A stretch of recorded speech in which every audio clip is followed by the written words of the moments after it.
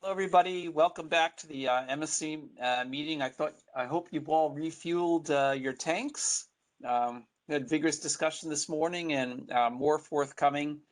So this afternoon we have the two remaining agenda items. Partha Malvadkar will be doing transmission and EDAM, and then Sylvie Spivak will be doing greenhouse gases and EDAM after about another hour. And in addition to, let's see, the new folks from the ISO who are joining us this afternoon, in addition to Sylvie and Partha, we'll have George Angelidis is here, and so is James Lynn. And so without further ado, Partha will be making a presentation, and we'll be having a discussion on transmission. Partha, it's all yours. No, thank you. And yeah, I want to say thanks in advance to the members of the Market Surveillance Committee for the opportunity to discuss transmission commitment in the EDAM market. Before jumping into the details, I really want to say thank you again to the significant amount of input provided by a wide variety of stakeholders, as well as from the MSC in our previous discussions. I also wanted to sort of acknowledge the conversation we had previously in the context of the RSC and the issues that Doug Boccioni teed up, particularly related to the RSC and some of the interplay with the bucket 1 and bucket 2 transmission issues. And sort of in light of that conversation, I'll try to carve out some additional time to make sure that we can wrap up that discussion. So yeah, I also really have appreciated, just want to sort of call it out at the beginning, the various views on some of the more challenging topics, mainly focused on transmission rights held by transmission customers, as well as transmission cost recovery options under the framework. For today's discussion, I'm really going to try to focus the primary part of the discussion on new aspects included in the draft final proposal. But to kick it off, and maybe we can go to slide 2 for this portion. I thought we'd just kind of put a level set on really what we're trying to accomplish here. And so really to start off first, the design here on transmission really is seeking to maximize the transmission made available to the EDAM with efficient transfers between participating balancing areas, while simultaneously respecting existing transmission rights held under the OAT. To acknowledge sort of the challenge we're facing, it was really well established how transmission is made available in the OAT context, as well as in the ISO RTO context, but bridging the EDAM design to harmonize with the OAT design while simultaneously trying to improve dispatch and commitment efficiencies and allow for appropriate transmission cost recovery. Those are really kind of the ultimate goals we were trying to achieve in balance. And so I really look forward to the further discussion around these topics. So if you're willing to move to slide 3.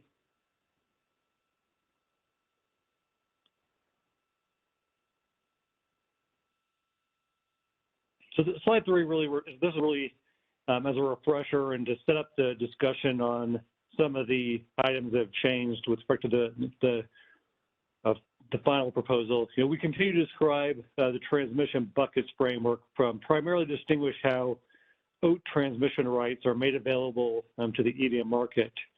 We identify different ways transmission rights can be exercised, really depending on first on the purpose, and then second on, we really kind of get into more details on how transmission rights, they're not scheduled prior to the day at market, are made available to the market to optimize transfers and some of the implications associated with that. So the framework, and I know we've gotten into this discussion at length already, really differentiates between transmission usage, with bucket 1 transmissions, we're describing it really being that transmission that's directly used to support transfers for resource sufficiency evaluation showing purposes. Bucket 2 transmission being transmission purchased and held by transmission customers, but not explicitly used for resource sufficiency purposes. And then bucket 3 is the way we really are framing it as being that remaining unsold transmission held by the transmission provider. And each of these 3 buckets, as I'm sure you have as we've well discussed so far already, have unique challenges and trade-offs and the options that were being considered. But this might be a good time. Most of the discussion will really sort of center around bucket 2 and bucket 3, but this might be sort of a time to at least, I thought, provide sort of a little more color in terms of some of the bucket 1 transmission issues that were identified by Doug Boccioni and BAMX. And that really, if we're looking at kind of the bucket 1 as a whole, I think we had this discussion. There was really sort of widespread agreement on the basic notion that foundational to the RSE purposes, having reliable transmission, highly reliable transmission in order to support that was really a key design. And really what we're getting into now is sort of some of the discussion we've had is some of that nuances with respect to arrangements such as WSPP Schedule C and some of the trade-offs. And so particularly I wanted to sort of circle back on Doug to sort of acknowledge the points he made. And I'm certainly not trying to diminish the importance of those topics in any way. One of the ways, at least that I was thinking about those topics and ways to frame it is, largely what he's addressing is really market power concerns within the transmission design, and what are the ways in which we can mitigate market power going forward, depending on those concerns. And so, I think there's kind of a couple of things is that I was thinking about with respect to this was particularly, the first of all, it really will depend upon, what those transmission rights are, who is joining and when. And that to some degree, I think as we get sort of, that to some degree, the rights that are being maintained for imports that aren't necessarily used for transfers between EDM entities, those aren't being optimized or made available in any of these pathways as a part of the market design. And so really the processes and functions with respect to those type of transmission rights won't change under the design. So really the question is to some degree, what will the market look like and market structure look like? And particularly, I think when he's describing it, he's describing primarily bucket 2 rights. And I think the situation would be where a transmission customer, normally when at least this is kind of harking back to the days of open access, it was really kind of thought of as a transmission provider issue, where a transmission provider might use transmission in order to block competition in the market. So I think this is maybe a parallel one where there might be a specific transmission customer on specific paths that has cornered the market and has a significant share to where it's not really just a matter of the owning generation supply, but it's really owning a combination of that and transmission to where they could, in effect, block competition. And if, let's just say a hypothetical, they were a pivotal supplier in serving the market, it might be the case where they'd have market power in that context. And I do think going forward that our ability to, monitor for those situations, understand what those ownership rights and what the market dynamics might look like going forward, I think those will be important topics to look at. But I really think it will really matter sort of who joins and what those transmission ownership structures look like, and being able to sort of understand those issues. I think we can develop solutions. We can go and look at sort of specific cases that Doug and you all were discussing. So I just wanted to sort of tee that up and see if there's any sort of thoughts around that or anything else you wanted to sort of close out with respect to that discussion that we had previously under the RSE and indicated that we would revisit in this section. I just wanted to clarify some terminology here. For example, made available. So under bucket 1, third bullet is that bucket 1 transmission is made available by transmission customer by 10 a.m. my understanding of this bucket is it's the transmission that's tied with RSE resources. And so made available, does that just mean it's being self-scheduled along with the resource, or what does it mean? And because this has like an RSC context to how it's been made available, I believe that you're right, that basically they are saying if there's a specific resource that's being tied to, they're basically saying that they have the transmission rights to deliver that RSE capacity to their load, and that transmission will be made available for optimization. At minimum, they'll be made available for deliverability of those RSE resources. They'll also be made available for optimization in the market. But I want to make sure that I got that correct. If Danny or Milos or George wants to elaborate, I'd appreciate it. Yeah, this is Milos. That's right, but I do want to make a clarification. It doesn't mean necessarily it's self-scheduled. I think, Jim, you alluded to that. It just means, they can self-schedule the resource and exercise their rights, as we'll talk about in bucket 2, or they can economically bid the resource and just identify that they have the transmission associated with it that then they make available for optimization to the market. Right. Okay. And so when you guys think of this hierarchy of buckets, is the lower number sort of stuff that is absolutely has to be kind of provided to support EDAM, or like what? Yeah, I've been trying to understand actually what 1, 2, and 3 is supposed to imply in terms of bigger number, smaller number. Sure.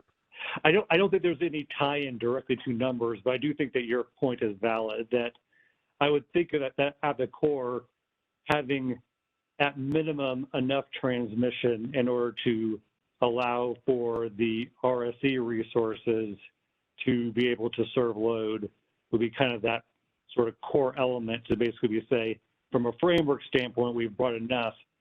And now bucket 2 and bucket 3, bucket 2 being in effect transmission customers' rights that are not needed to support the RSE, and bucket 3 being a firm ATC. I would think of that as a little more along the lines of incremental transmission capacity that can optimize transfers and flows in the EDAM marketplace, sort of enhancing that position beyond just sort of what could be scheduled with that bucket 1 transmission and RSE resources. Right. Okay. So getting back to Doug's concern, I'm trying to think about it seems like bucket 1 here is taking the perspective of the load and their obligation for RSE or the importing BAA, if you will. And they need to demonstrate that they have the transmission for the imports to support their RSE. And it seemed like the case Doug was kind of talking about was sort of almost the BAA from which the export is originating. And if the load doesn't have the transmission right yet, that there's no, and so that when you say supporting RSE, this is from the people who are showing it for their needs, not the exporter. Correct. Yeah, no, I think that's right. I think that what was really highlighting was, I think, that concern with bucket 2 transmission, how it might be utilized, and limit the ability to explicitly have those transmission rights to tag by the deadlines, either because it's been no longer available and optimized in the market. Is sort of, I think that's probably the primary one. Right. Yeah. So I guess we can explore that more when we get to the bucket 2 details. I just want to add that it seems to me there's no problem with bucket 3 transmission because it's available for purchase from the transmission owner. So there's no withholding in that case. And bucket 1, it's made available, but it isn't necessarily used in the IFM. So it could be made available and shown for RSE, but not cleared in the IFM. So, or it could be cleared to support a different resource, because as you said, part that isn't necessarily self-scheduled. So it could be that, one entity offered it showed the transmission for RSC and offered it 500 and it wasn't cleared, but the transmission would still be used in the IFM, in the EDM. That was a good point. Now, my thought though is we don't want to make that transmission available for use for others, because then we could be double counting the available transmission and we wouldn't have enough supply, overall. If people offered 15,000 megawatts of supply on a path, that there are 10,000 of tier one bucket one transmission available and 10,000 cleared, but there was 15,000 offered, 10 that we can't have it used to support 15,000 megawatts of capacity. And that's, a constraint. So this really isn't available for being shown by anyone else, because we're counting on it to support other capacity. So as you said, I think it boils down to bucket two. Yeah, that's correct. I believe that's correct. And I think your assessment on bucket three is also correct too, that at least with the current FERC measures and timelines, I think that the bucket three transmission has been unsold from a market power standpoint. I don't believe that that's the primary issue either. So. Well, I don't know. Maybe at some point I was going to ask about how ATC is measured and whether, because my reading was that each BAA has kind of a lot of discretion as to how they determine how much ATC is available. Although I wasn't quite clear if we're talking about the long run ATC or just the actual amount of capacity today based upon, current conditions. But it is true that each BA has a lot of discretion, right, on that. And so I don't know why, but I was wondering if there is some possibility that you could get creative with how you determine the ATC, and that's a way to reduce the transmission. Yeah, I certainly don't want to myself go into details in terms of what the discretion looks like and what the processes look like for each of the individual EDAM entities. I certainly would note that there is FERC monitoring and auditing of these various processes. And so there is common expectations and rules to what degree that there is still remaining discretion. To me, that would be a little less clear on my part, but it's a fair point. Right. But I guess my point is that there isn't going to be a uniform technique here, or it's not like the CAISO is going to be looking at whatever the declared outages are and saying, okay, this much is available. It's sort of each BAA is evaluating its own internal capabilities. And actually, on that regard, I was not clear on how internal capacity is measured for these purposes as well. Are they sort of making available to EDAM capacities on every single line in their system, or is this basically focused on the interties and there's some more physical real-time kind of evaluation of the internal? Yeah, that's a good question.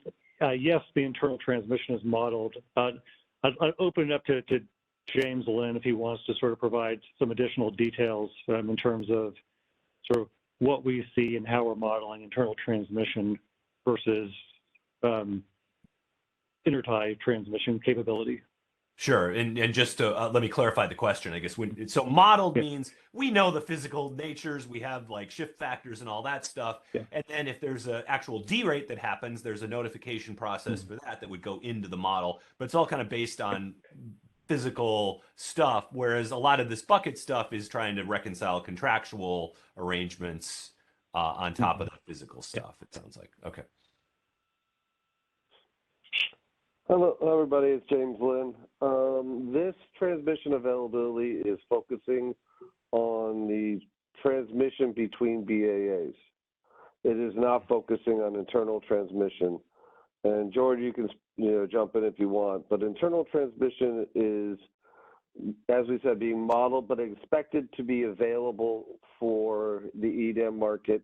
And we're not breaking it up into bucket 1, bucket 2, or bucket 3. It's all made available. We are extending the concept of existing transmission contracts and transmission ownership rights usage on internal transmission, as well as the transmission between BAAs. But ultimately, internal transmission is all being made available. Thanks.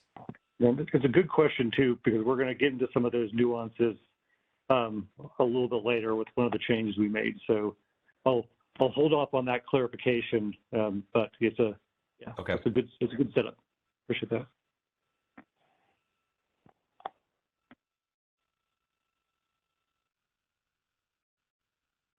Well, thank you for that discussion. Are we ready to move on to slide 4?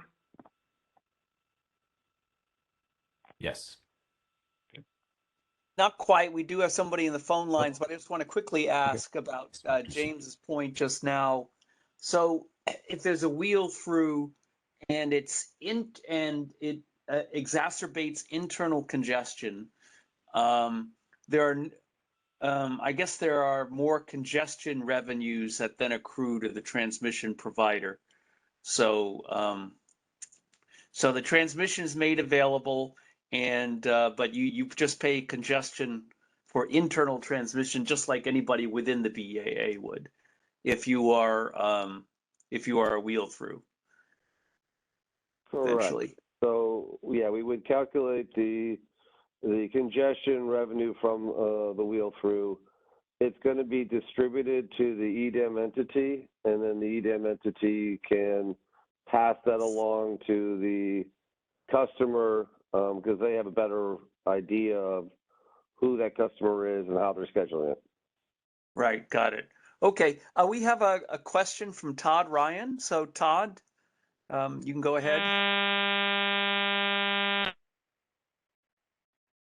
Todd?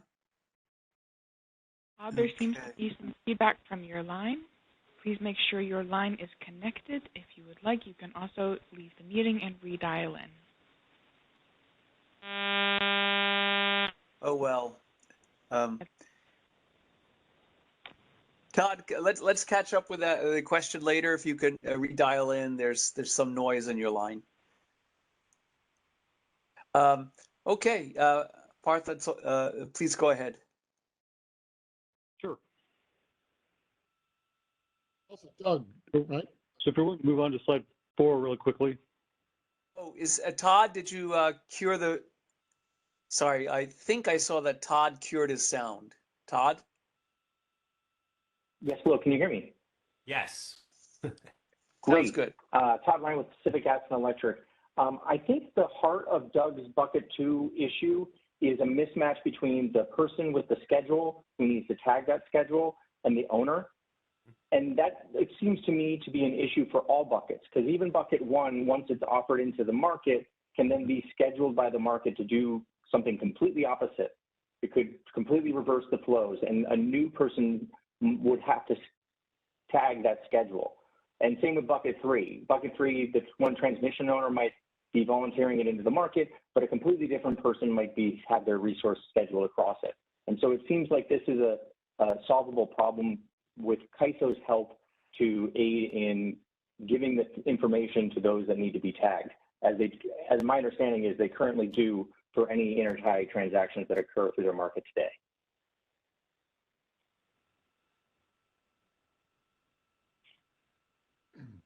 Does that make sense? Or I followed all of that until the easy cure by the CAISO part. I wasn't quite sure what that was. So my understanding is that CAISO facilitates tagging of any resulting intertie transactions. Say if just the dispatch of a single unit ends up flowing through an intertie because of a low priority export, that they tell the scheduling coordinator who is responsible for tagging that, they tell them the pathway and the megawatts and the AOTI 080 number to put into to tag it. And so if CAISO has the ability to already notify the scheduling coordinators who need to tag the transactions, I don't see why there's any limitation to them notifying a person who has a WSPP Schedule C contract that, hey, you can tag it on this line for this many megawatts, or any transaction for that matter that is going across the intertie. Right. So that's the case where, like Scott was laying out, where they actually do purchase the transmission once the market's run. Then there's a process for giving them the tag then.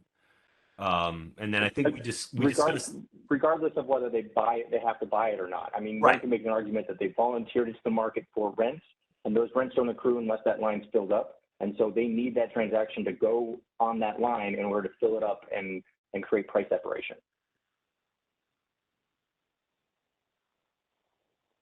There was also the displacement case where some other resource gets the transmission that the RSC resource was relying on.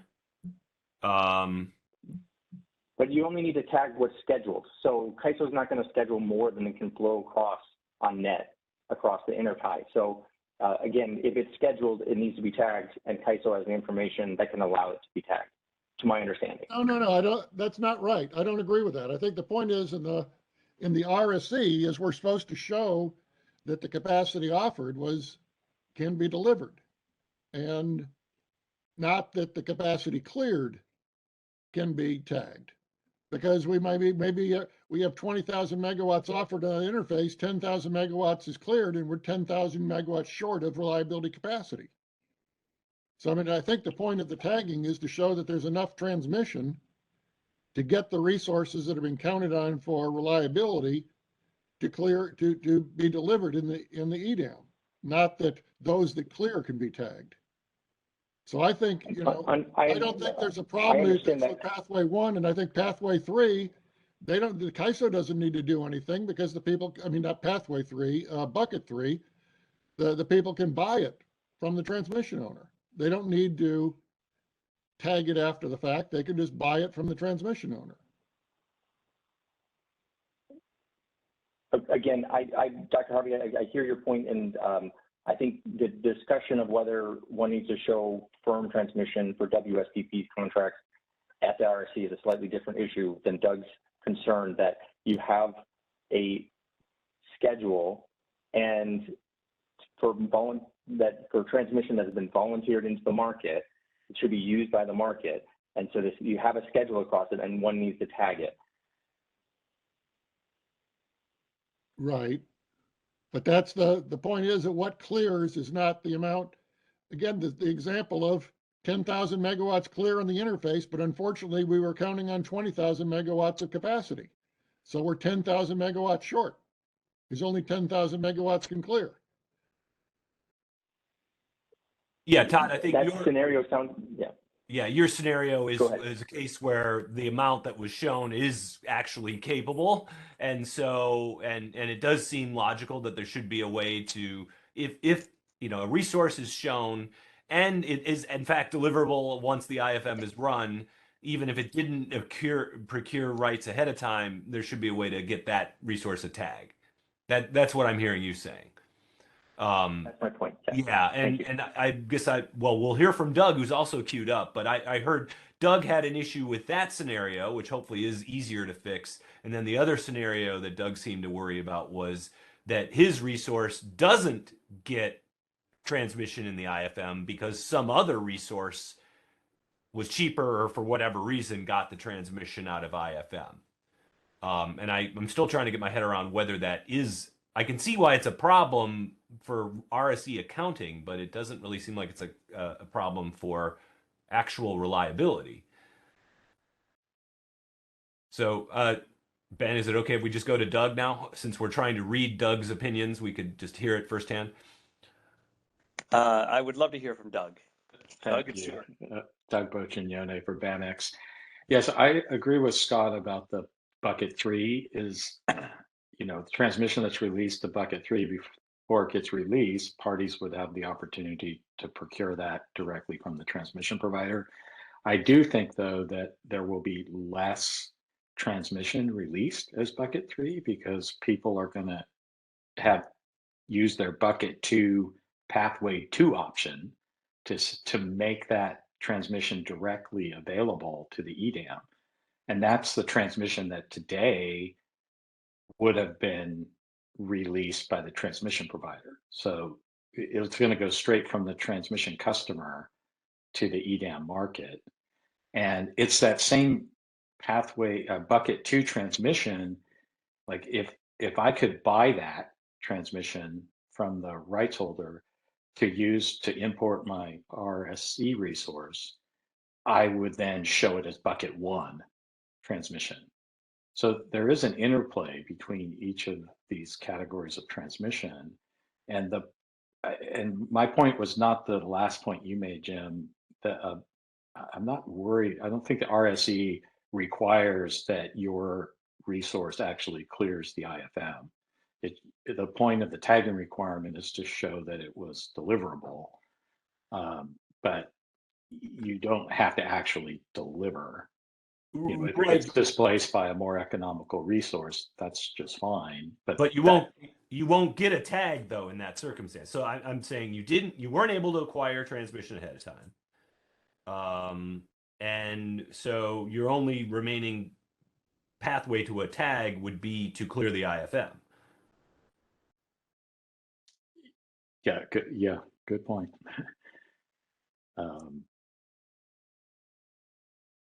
Yeah, and the concern I was expressing this morning was because the parties will be able to get the value of their transmission from making it available in bucket 2 pathway 2, there's going to be less bucket 3 transmission available, and they won't be motivated to sell in the forward markets that transmission to other parties because they're going to be able to extract more value. And it's not just because there's more value in the market, it's because today, if they don't actually schedule on their rights, it gets released and sold by the transmission provider, and the customer doesn't get any revenues from it. Whereas in EDAM, they're going to get the revenues. Can you remind me what the time frame? I know it's in the proposal, but I've forgotten the time frame of the release under current sort of processes. Yeah, it's after 10 a.m., but it varies. It's in the afternoon. For some entities, do it in the middle of the afternoon. Some do it late in the evening. It just varies by provider. And because they're releasing it into the real-time market. That's why, it's not the same day market that they're releasing it into. And this is Milos. If I can just help, I think it's important that we're precise in terms of what type of transmission we're talking about here. There's firm and then there's non-firm transmission on the DO. On the firm side, today what happens in the DO, if those firm transmission rights are not scheduled by 10 a.m. or whatever the time for, the firm transmission becomes released as non-firm, meaning it increases the hourly pool of non-firm ATC that's available. It doesn't get released as firm transmission. So your really room for buying that firm transmission is you either buy it from the transmission provider, if they have any unsold firm ATC at a particular intertype, flow gate, et cetera, or you buy it via resale. If you don't already hold those rights, you buy it from somebody that holds those firm rights. But otherwise, if that firm transmission is not scheduled, it becomes available as non-firm. So I think Doug, when you're talking about less transmission for sale, you maybe are talking about a bit less non-firm transmission available for sale, because the firm should not be affected by whether somebody doesn't schedule those firm rights. Those are not released as firm for sale by other transmission. That's right. It'll be used as bucket 2 firm transmission instead of being turned into bucket 3 non-firm, which then gets firmed up by the EDAM itself. But it's the same transmission, the same physical resources.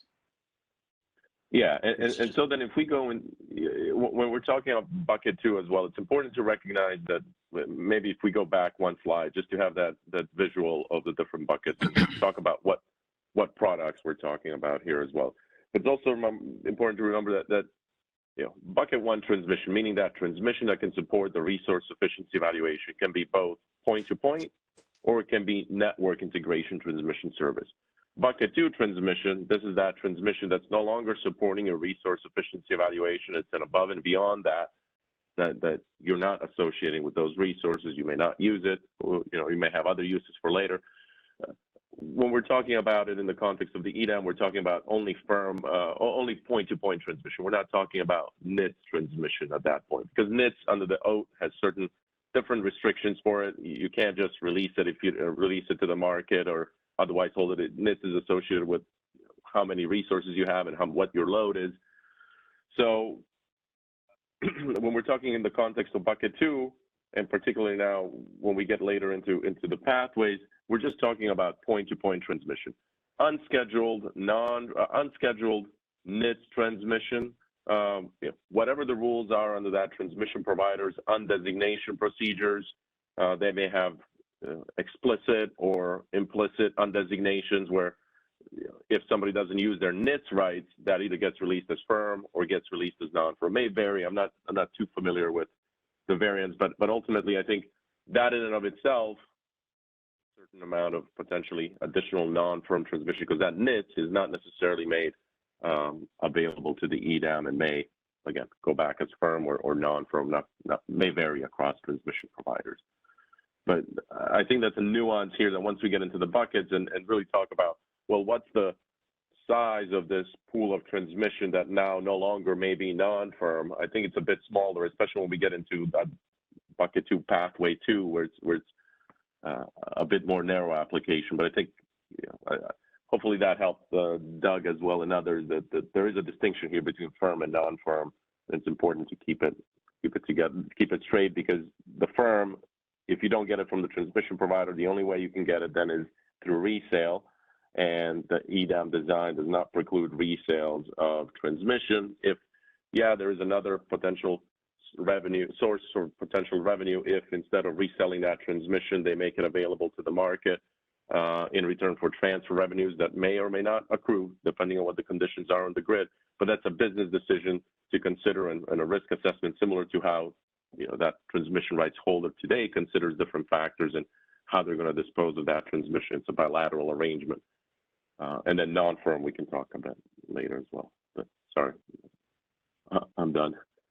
Hopefully that's good, that helps. And I think on the resale, the additional congestion revenues, we clarified earlier, those go to the person that buys them too. So if someone buys them in order to, buys bucket 2 transmission, they're going to have to pay the value that the seller's giving up in terms of the transfer revenues, but they'll get the transfer revenues. So, there shouldn't be a problem there. If there's no market power, they should be willing to buy that transmission before the market clears rather than having it released. And bucket 3 does become non-firm, but the point of bucket 3 is it's available prior to running the RSC for anybody to buy from the transmission owner. So, I think those are okay. But, we do have the potential, maybe someone doesn't want to sell it in bucket 2, doesn't want to make it available to competitors in the capacity market.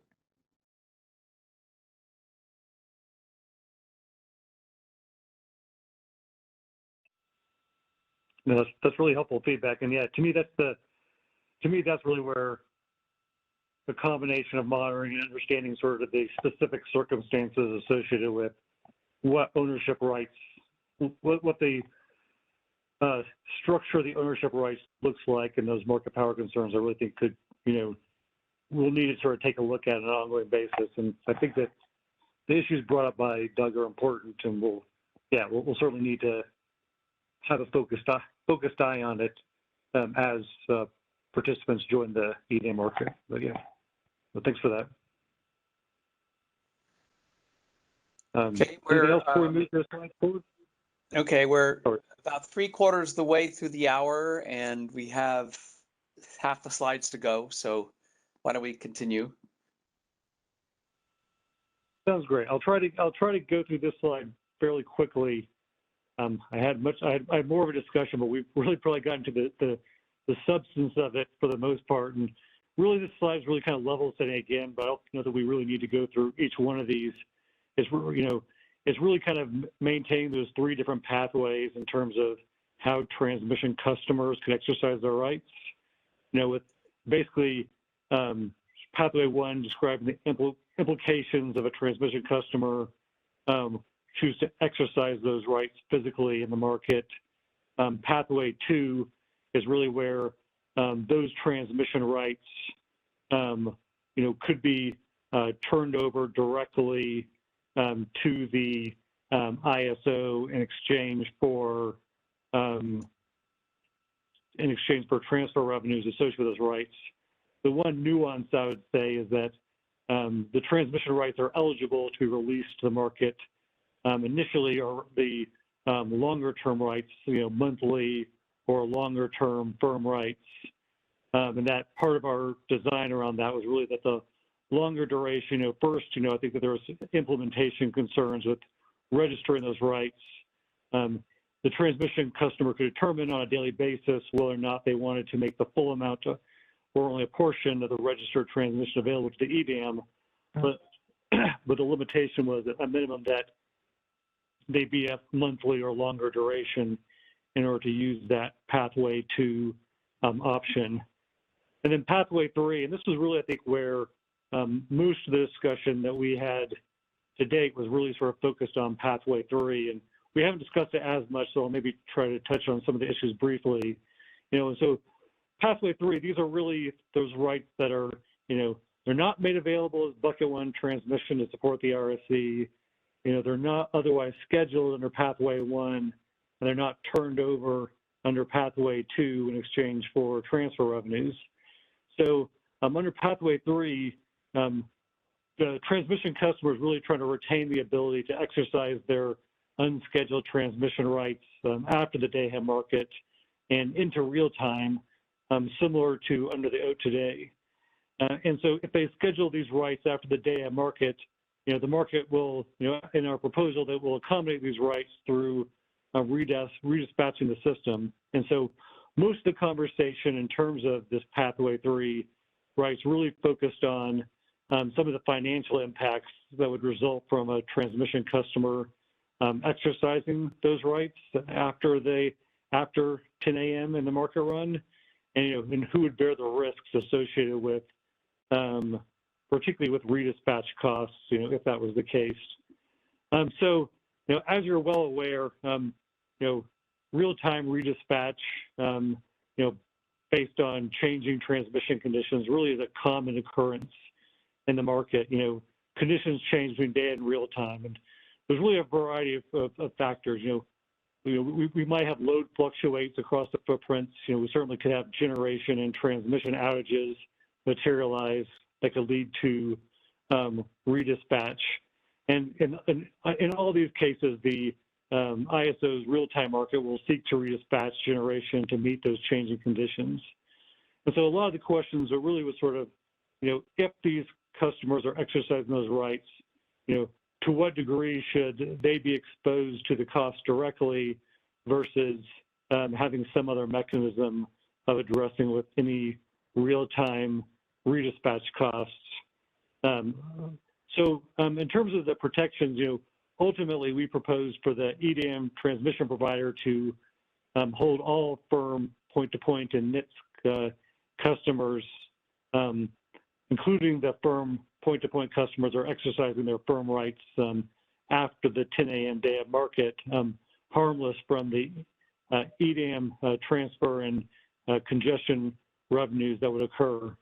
We believe this type of standardization, will first, give transmission customers more certainty, and secondly, reduce the regulatory risks of different proposals for allocation of those rights. We also think that from an implementation standpoint, because of the frequency of redispatch in the market and the interplay of the many factors that might drive those redispatch and uplift costs, it would be really challenging to precisely distinguish, the redispatch caused by the exercise of these rights from the other factors. So those are really sort of the some of the reasons why we ultimately went to this more of a shared risk approach rather than trying to assign the cost back to individual parties. But yeah, so I'll stop there before we move on to sort of some of the additional changes in the final proposal to see if there's any questions or discussions you all want to have around that bucket 2 transmission and the different pathways for how transmission customers could exercise their transmission rights. Yeah, I did, and much of my confusion stems from just trying to translate what I think I know about nodal markets to, you know, the conventions of these transmission rights. So when you say, yeah, and redispatch is something we don't usually use in an ISO market, for example. So I'm just thinking mechanically here, let's say it's a point-to-point right, because I can get my head around that a little bit more easy. So that's from, say, a generation node to an intertie would be like a classic version of that, I assume, in a one BAA. Mechanically, then, let's say we dispatch the market and there's various things and the IFM, and then rights holder comes in and says, "Oh, I want to use this right." Are we then modeling that as a super high penalty injection withdrawal pair, or are we derating lines, or how are we? I think it would be the former, that we would just sort of give.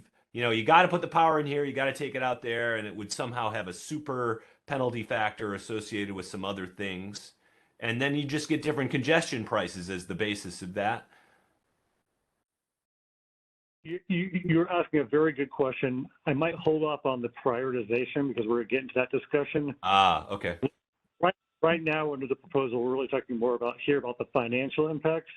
But there's a whole lot of discussion in terms of like what happens if we reach that corner case where redispatch is no longer an option, and how do we model those into the market? And I think that in general for this bucket 3 type transmission for internal use, the proposal was to basically allow for it to us to redispatch until we basically meet a limit, but not to have it supersede actual EDAM usage. But we're going to get into some of those nuances, I think, momentarily on the next slide. So I might hold off on that prioritization discussion. Okay, and so let's just, in my head, prioritization aside, let's say there isn't a tiebreaker need here. So we do some stuff, we inject this power where it wasn't before, we take it out at the intertie, and some nodal prices move around as a result. And I believe that the idea is here, any congestion revenues earned in the IFM go to the BAA, and in addition, any additional sort of resettlement costs from the nodal pricing changes that happened when the right was exercised also are the problem of the BAA. And the rights holder basically isn't involved in either the earning of the day ahead congestion or the payment of the real time congestion. Is that basically what this all means? That's basically correct. I would note that pathway 2 is one of the exceptions where the ISO would be directly settling with the transmission customer that made those rights available. But yeah. Right, but yeah, if I went pathway 2, then I have no rights to redispatch in real time at that point, right? So I could bid, but then I have to pay the real time congestion prices if I was that rights holder, I assume, if I went pathway 2. Yes. Yeah. Okay, I think I now understand. I was having trouble understanding why one would prefer 2 to 3, but I now understand. It's sort of real time versus day ahead congestion is sort of the toss up there, or an option at real time. Yeah, that's correct.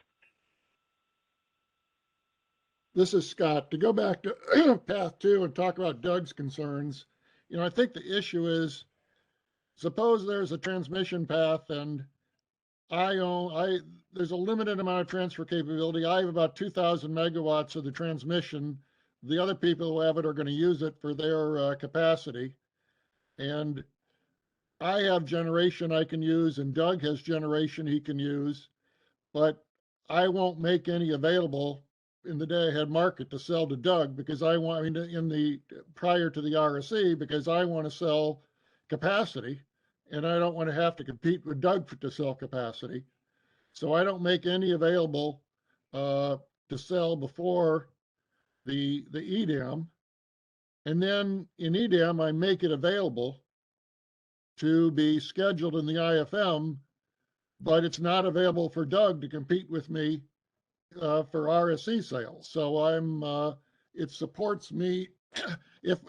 My objective is to drive up capacity market prices and sell more capacity with less competition. I mean, I think that's the issue, that Pathway 2, they get the congestion rents because they release it to the market, but there's no way for Doug to get the sticker that allows him to sell it as rely in the RSC pass. Well, this is Milos. Yeah. Oh, sorry. Go ahead, Parker. Go ahead first. Go ahead. I was gonna agree with the description of, I think that's what the situation is framing, is where, and particularly this is in my mind unique because this is really describing a transmission customer that has purchased a significant amount of rights such that in effect they're able to block competition in the capacity space because of those release timings. I think that's the situation that he's describing. Sorry, go ahead, Milos. No, yeah, I mean, and presumably maybe that exists today, even absent the EDAM, if there are those circumstances, and the pathway today is either working with that transmission provider or FERC to see, are they exercising market power? I don't know that the EDAM is necessarily creating this scenario, but I think the alternatives there would be, does the transmission provider have any available ATC that they can procure, or potentially working with other parties to secure that additional transmission capacity via resale, similar to what they would do today if they found themselves in that situation, that they need the transmission, but the transmission customer is unwilling to sell it for whatever reason. They need to keep it, use it, or they may use it later in real time, and that entity would look for different pathways to address this, either get it from the transmission provider or find an alternate route, if possible, to get that generation out. But I think what Doug is pointing out is today they can wait for it to become non-firm, and that was FERC's method for avoiding the transmission market power, that in the end it's going to be made available as non-firm, so you can't withhold it from the market. So I mean, I think that's the issue we need to confront here. And it's a for one thing, I mean, this is something that can be studied. DMM can look at this, and I think they've already compiled some of the data on transmission rights and look at, to what extent it may only be one interface we've got an issue with, or two. And, if there's lots of, bucket 3 transmission available for sale, that says to me there's not a problem because they can go to the transmission owner. But, it may be there's some interfaces where this is a problem, and maybe we can come up with some solution that they can pay some fee and, and then get the ticket to, if it's, to pass the RSC and, either later in the day or the next day before stuck. And it may be very limited, but I think that's the issue. We don't want to create more of a barrier than there is today. Yeah, I mean, that's an idea to explore. I do want to note that Pathway 2 is, like I said, limited to only long-term point-to-point, and monthly firm point-to-point can't release that. So any other rights that are held across that particular pathway, whether they're NITs or shorter duration firm point-to-point, don't have Pathway 2 available to them. So it's still a sizable amount, because I would presume in some of these areas, longer-term transmission is the one that's under contract, but it's not an absolute that anything held under firm transmission, under a firm contract of any duration, has to be made of it. Pathway 2 is really limited just to those firm point-to-point, long and monthly, and then the rest, whether it's NITs or shorter term point-to-point, doesn't fit into Pathway 2. So there is some room, at least you would expect, than if the Pathway 2 was open to everything. I think the concern of some people is that on certain pathways, there's a lot of long-term transmission, or all the summer is locked up, and that's an empirical question. We don't have to speculate about it. We can nail it down.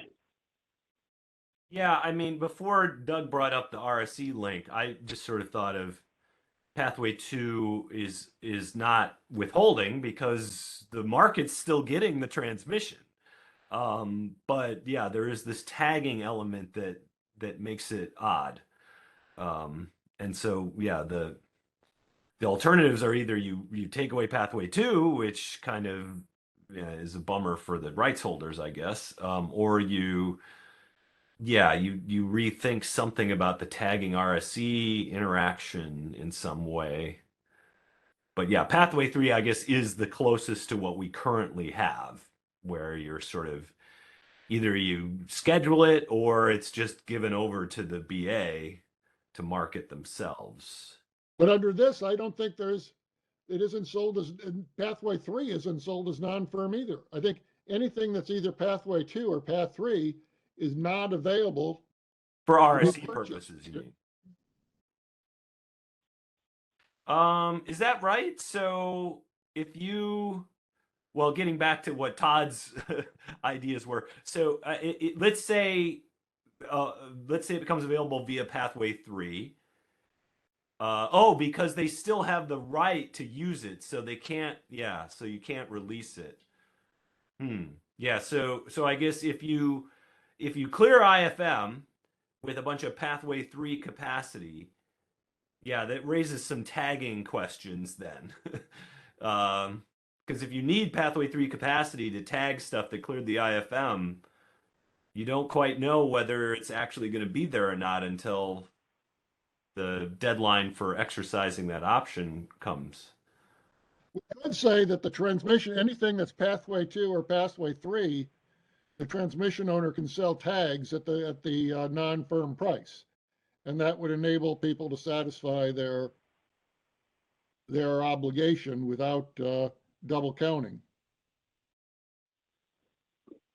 This is, so if it helps in terms of pathway 3, so what would happen is after the market runs, and George can speak to this if we want to go down this path as well, but the market is going to produce a report as to what and how much transmission was utilized to support transfers ultimately coming out of the day-ahead market.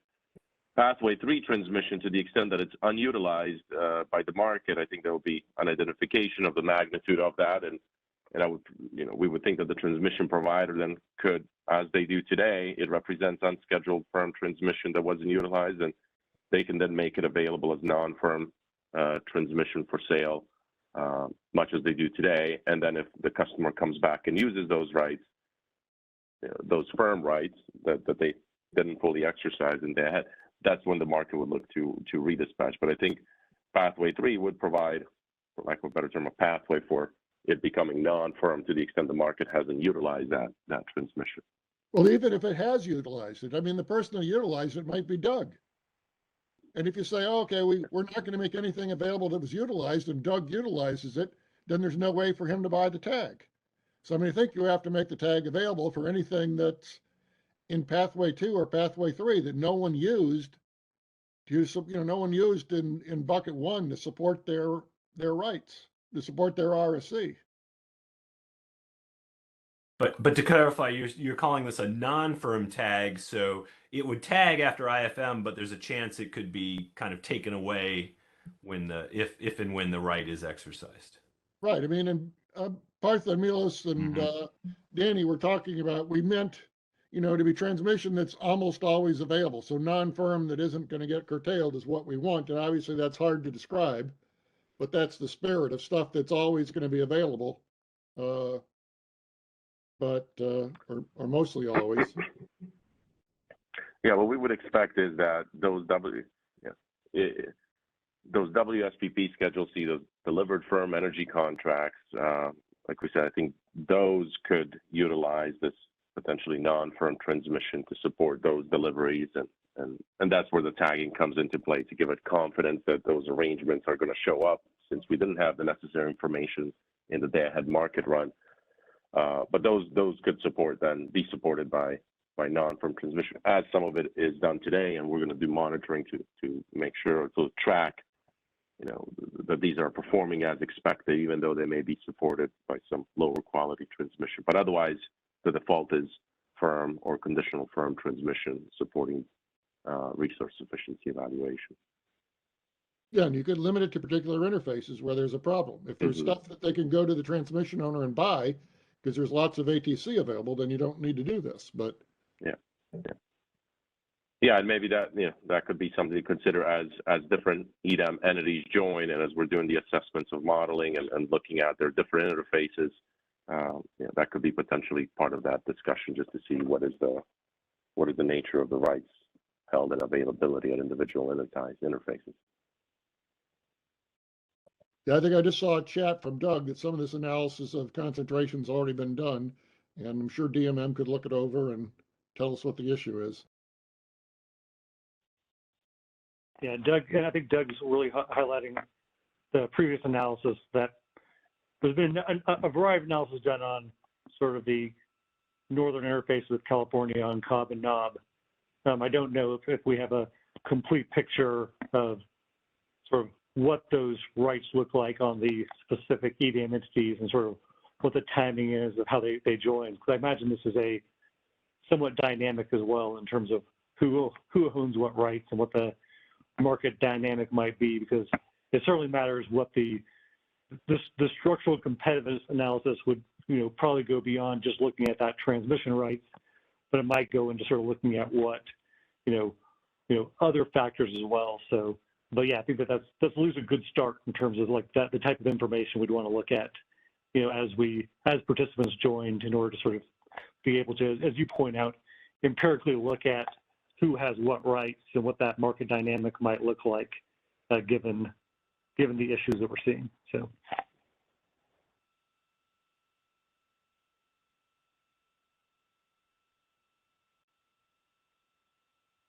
Okay, we are now over time. Is there, you have another couple of slides.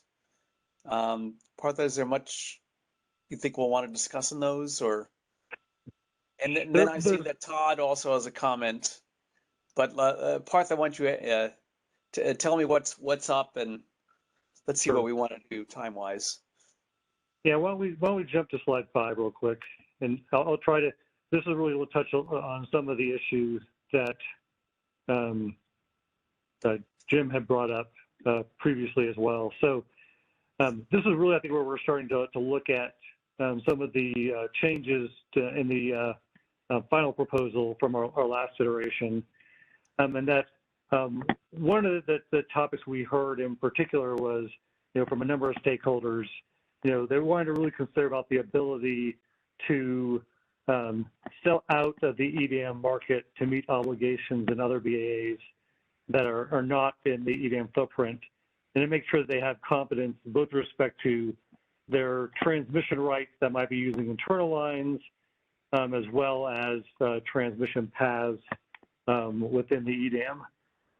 So ultimately, I'll sort of jump into it. Our final proposal really recognizes that there will be transmission customers with firm transmission rights across the interties, between an EDAM BAA and a BAA outside of the EDAM footprints, and these rights are really we really want to make sure that we're honoring their rights with a high priority, because they're really supporting deliverability of energy schedules. They might be wheeling through an EDAM entity or exporting from an EDAM entity to support the resource adequacy obligations of that entity to another party. So we have a couple of different options that we sort of lay on the table. These really, I think, largely mirror some of the pathway discussions that we have previously. So, as a first option, we're really recognizing the transmission customers holding firm rights across the interfaces between an EDAM entity and a non-EDAM BA. They'll be able to self-schedule their firm transmission rights through the EDAM market, and that they can basically do this in the market associated with an existing or registered firm rights directly. But the second option, I don't want to call it pathway because now we're going to get doubly confused. The second option is really we're sort of teeing up was that the transmission customer can indicate before the day-ahead market with intent to schedule energy supported by the exercise of those firm rights in real time to support load service, to meet operational reliability needs, or to otherwise exercise their transmission rights in real time.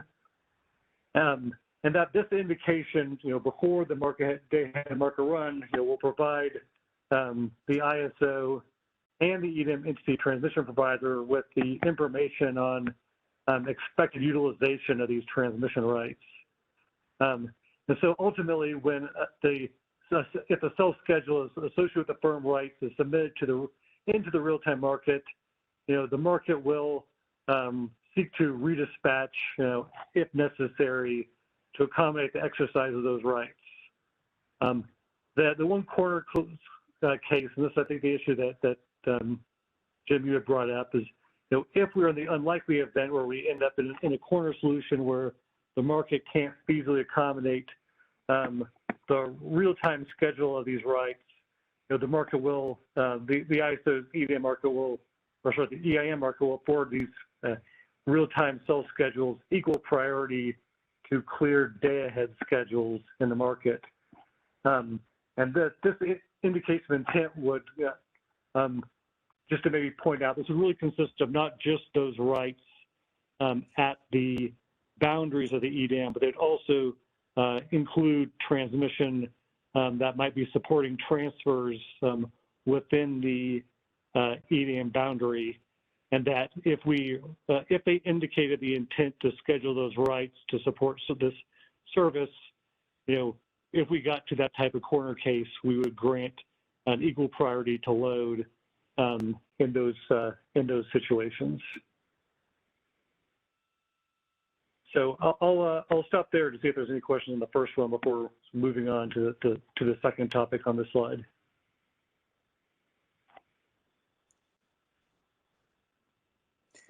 Todd, I do see that you're waiting. I think your question is about the previous slide. Is that right? If you want to pop in and quickly ask that. I'm sorry we didn't catch you before. No, it's okay. Again, Todd Ryan with Pacific Gas and Electric. My point again, and not to beat a dead horse, but is that this issue about Doug's issue seems to be that this person with the schedule needs to have the ownership right to tag, and I'm not certain that that's limited to just bucket 2, pathway 2.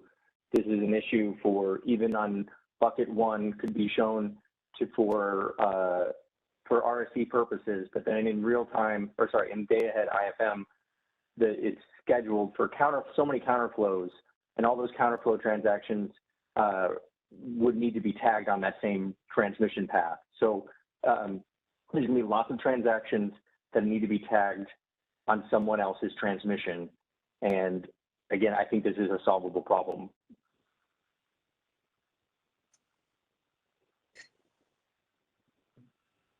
Okay, thanks, Todd. Okay, Partha, I think you can go ahead now on the second bullet of this slide. Yeah. And I'll go through this quickly as well as the next slide, just to certainly want to respect the need to get to the GHG discussion. I know that we're over time, but really the second bullet was really acknowledging that, that there's there's a sort of a robust proposal, and I won't get into all the details in terms of ensuring historical revenue requirements, and that previously, we've basically been looking at addressing really what I describe as sort of the shorter term, the historical weekly, daily, and hourly transmission sales, and ensuring that that sort of going forward with sort of the changing EDAM market structure, EDAM entities were protected from potential lost sales through the design mechanism, and that as a part of the final proposal, we extended that to include potentially reduced sales associated with monthly sales as well. And that part of the rationale was given the sort of the level of uncertainty with how the EDAM market would function and how participants' behavior might change in terms of procuring this type of what still is a shorter duration transmission product. We thought it was reasonable to accommodate the stakeholders' request to include monthly transmission revenues in those in those processes. If I want to move on to the final slide, I can sort of touch on this really quickly and see if there's any final questions on any of these topics.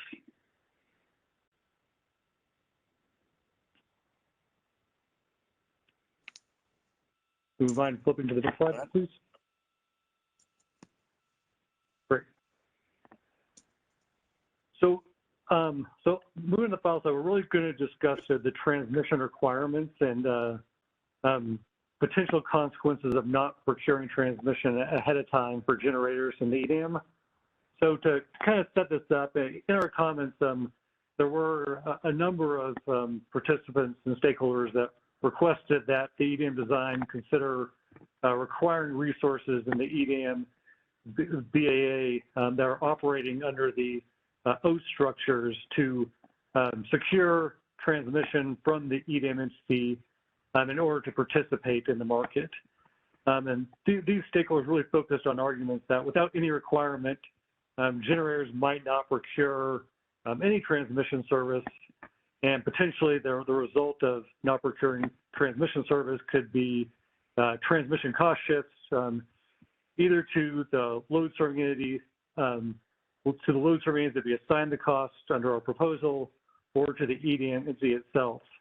And so in the OAT context, the lack of transmission requirement was really viewed as, a potential free rider issue on the transmission system, and that EDAM entities and other load serving entities would sort of be bearing the cost of this. So kind of as a way of background, again, our draft file proposal introduced the requirement that generators had to have transmission service associated with their supply in order to participate in the EDAM. And whether that transmission service is reserved by the transmission owner or the LSE seeking to utilize the supply to service load. That previous proposal also provided that this would need to be satisfied by either having the resource as a designated resource under the terms of the EDAM's OAT, or by reserving point-to-point transmission service of at least 1 month in duration to the EDAM entry border under the terms of the EDAM OAT. So in the comments, we got some what we viewed as reasonable pushback, particularly that requiring resources to reserve point-to-point transmission service of a monthly duration would be what they viewed as overly restrictive and unduly limit a resource's ability to participate in the EDAM market. However, I'd note that these stakeholders, the ones that were pushing back, they also, for the most part, acknowledged sort of the core issue that having a transmission requirement, and they were really sort of open to alternative ways to ensuring generators that continue to contribute to the cost of the transmission system, but while not creating these undue burdens in the market. So based on this feedback, we modified the transmission requirement so the generator can now satisfy a requirement by either being a designated network resource under the terms of the EDAM entity OAT, or alternatively having reserved firm point-to-point transmission service of any duration, long-term or short-term, or otherwise holding some sort of legacy arrangement. So those are the two primary mechanisms. We also had a proposal that if neither of the transmission requirements are met, the EDAM entity's transmission service provider would be able to assess a transmission charge based on the transmission rate for what we described as the lowest duration of firm transmission service offered under its OAT. And so basically that, we'd have a pathway where even if there wasn't explicitly transmission service available, they could pay that lowest duration rate in order to participate and be optimized as a part of the market. So there's some more details, but for the sake of time, maybe I'll stop there and see if there's any questions on this portion of the proposal or the previous slide as well.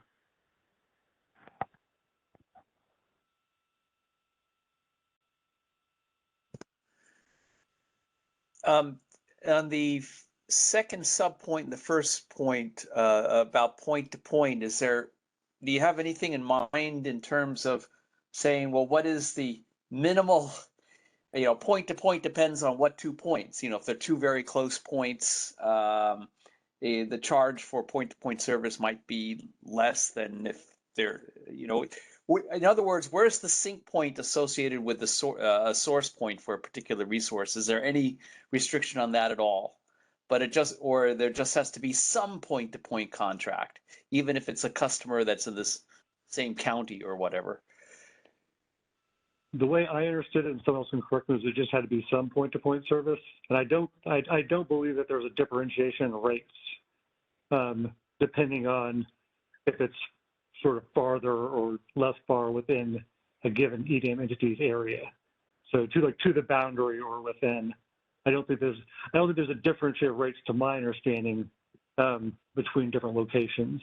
But clearly there would be a difference if they were paying for, if they were moving it across multiple areas and paying multiple pancake rates, then there might be a very different rate design associated with it. This is really, in my mind, is associated with that minimum charge in order to have access to that, to the BA in which they're located, and a minimum, like the way we're describing originally, to the boundary, because that's normally how those transactions would be enacted. So. Okay. Certainly understand why the ISO wouldn't want to get into the details of trying to figure something out here and getting everybody to agree to it. But if most of them are from the source to some boundary point, then that sounds like less of it. It sounds like having somebody coming in with a minimal point to point, right? Sounds like less of a possibility. Okay. Yeah. And that's what we heard a variety of concerns as well from generators, and it's from particularly as associated with the ability. It became less of a cost issue and more became a market access issue, and that's why we sort of, I think, primarily pivoted our proposal to have that after the fact charge option, to where they could pay the rate if they couldn't access those transmission rights directly. Okay. How would this work for generators inside the CAISO that are not CAISO resources? Would they have to pay this kind of transmission service? Essentially, would they just pay the TAC, or would it apply in some other way? I don't believe we're planning on changing the ISO's current processes. I think that we have very different ways to look at it, from interconnection to transmission service, in terms of how transmissions made available and used within the ISO context. So I don't think that these same concepts would apply within the ISO structure. Okay, thank you.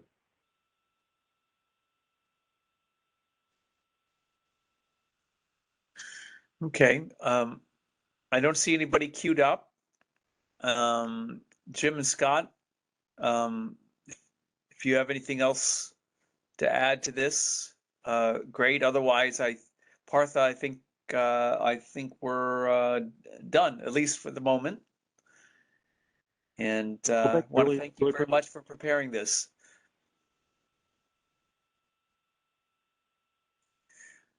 Okay.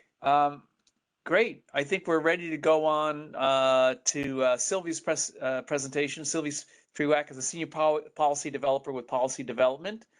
And I realized that originally we had scheduled 3 hours of this agenda item, and now we have about an hour and a half. There are definitely some complex things to digest here, but let's see how far we can get. Sylvie, looking forward to your presentation. Ben. Good afternoon, everyone. Thank you for attending this greenhouse gas discussion. Can you go to the next slide? For greenhouse gas accounting in the extended day-ahead market, it takes a resource-specific approach similar to the model currently in use in the WEIM, but with some notable enhancements to support the current and evolving regulations across the West. To that effect, there are 4 main design elements that I'll be discussing today. First, we'll be modeling the geographic boundary of a GHG regulation area to reflect state-level policies. This is a shift from the approach taken today of modeling at the BAA level because it would allow us to align accounting and reporting with state policies. Second, our proposal supports bid adders and attribution for multiple GHG regulation areas. This is an acknowledgement of the evolving regulations, which includes Washington's Cap and Invest program, which will be live at the start of EDAM. Third, we're limiting the potential for secondary dispatch using a new counterfactual based on an optimized GHG reference path, as opposed to the self-submitted base schedules currently in the EIM for EDAM entities. And finally, based on stakeholder feedback, we proposed a net export constraint to further limit the potential for secondary dispatch. And I'll note that this is a day 1 design, and we'll continue to evaluate the design after the first year of implementation to assess what enhancements and evolution is needed based on performance or regulatory updates. We can go to the next slide. First, multi-state BAA geographic modeling. This approach differs from that currently taken in the EIM, which uses BAA boundaries to represent GHG regulation areas. But because states do not align with BAA boundaries, this enhancement will allow the ISO to reflect compliance costs within a state, but not in the dispatch of resources not subject to these programs. And this approach will allow us to accommodate unique circumstances with multi-state BAAs in which either generation or load is not associated with the state for GHG accounting purposes, and we'll be able to model these unique circumstances. The ISO will continue to coordinate with EDAM entities and state regulators to ensure that optimization correctly accounts for the emissions in line with these state regulations, but does not affect resources or load not subject to these programs. Next slide. Design element is the GHG bid adders, which facilitate attribution. The bid adders in the extended day-ahead market can accommodate multiple GHG regulation areas. The basic design should look familiar. For resources outside of a GHG regulation area, these voluntary bid adders are used to reflect the cost of compliance and signal a resource's willingness to serve demand in a GHG regulation area. Separate bid adders can be used to serve different GHG regulation areas. For resources within a regulation area, which reflect the cost of compliance in their bids, the ISO includes reference levels based on the prevailing allowance price. This allows the compliance cost to be reflected in default energy bids, startup costs, and minimum load costs. For attribution into a GHG regulation area, the optimization considers an external resources energy cost plus the GHG bid specific to that regulation area. And ultimately, compliance is based on real-time dispatch and those resulting emissions. Next slide. The counterfactual. Unlike in the EIM, the EDAM reference path does not use self-submitted base schedules from EDAM entities. Rather, it calculates an optimized supply schedule to meet the demand in the non-GHG regulation area. This creates a more realistic counterfactual, and it makes it more difficult for resources to create headrooms for a GHG attribution, because absent the self-submitted base schedules, resources would need to submit high energy-only bids to realize a low GHG reference, but in doing so would risk pricing out of the IFM. The counterfactual is used in the GHG attribution constraint, but attribution can still occur above or below a resource's counterfactual.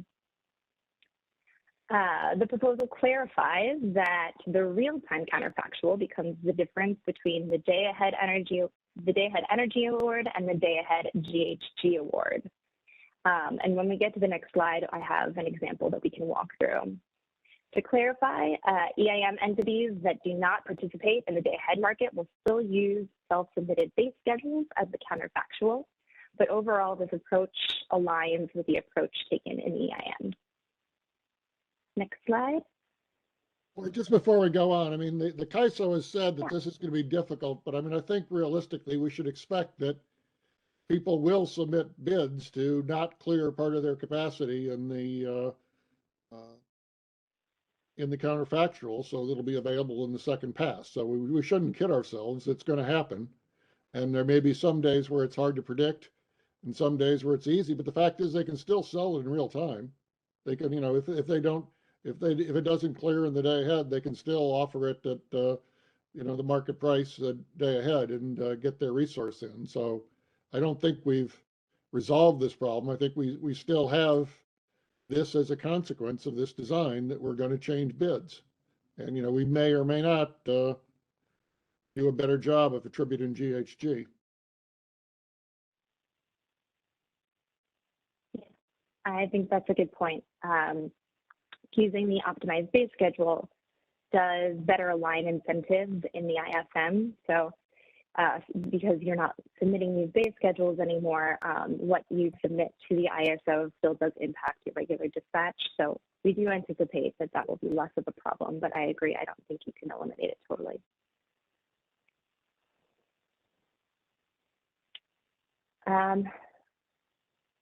Let's move on to the next slide and go through the calculation. So this is a clarification to show how we use the counterfactual in the real-time market. And to reiterate, this is just for EDAM resources in the real-time market and does not apply to resources not participating in EDAM. For the purposes of this example, we'll assume that the GHG cost is equal in all 4 periods of the 15-minute market. So we have a resource with an upper economic limit of 100 megawatts. It submits a GHG bid of 50 megawatts and a GHG cost bid of $30 per megawatt.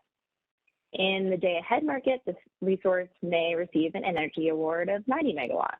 And of those 90 megawatts, they get a 50 megawatt GHG award. That means in the 15-minute market, the remaining 40 megawatts of the day-ahead award becomes the counterfactual. Because this resource has an upper economic limit of 100 megawatts, that additional headroom becomes available for attribution. And the total eligible attribution from the FMM is 60 megawatts, 100 minus 40 equals 60. And as a result, this resource is attributed to the GHG regulation area in both the day-ahead and the real-time market.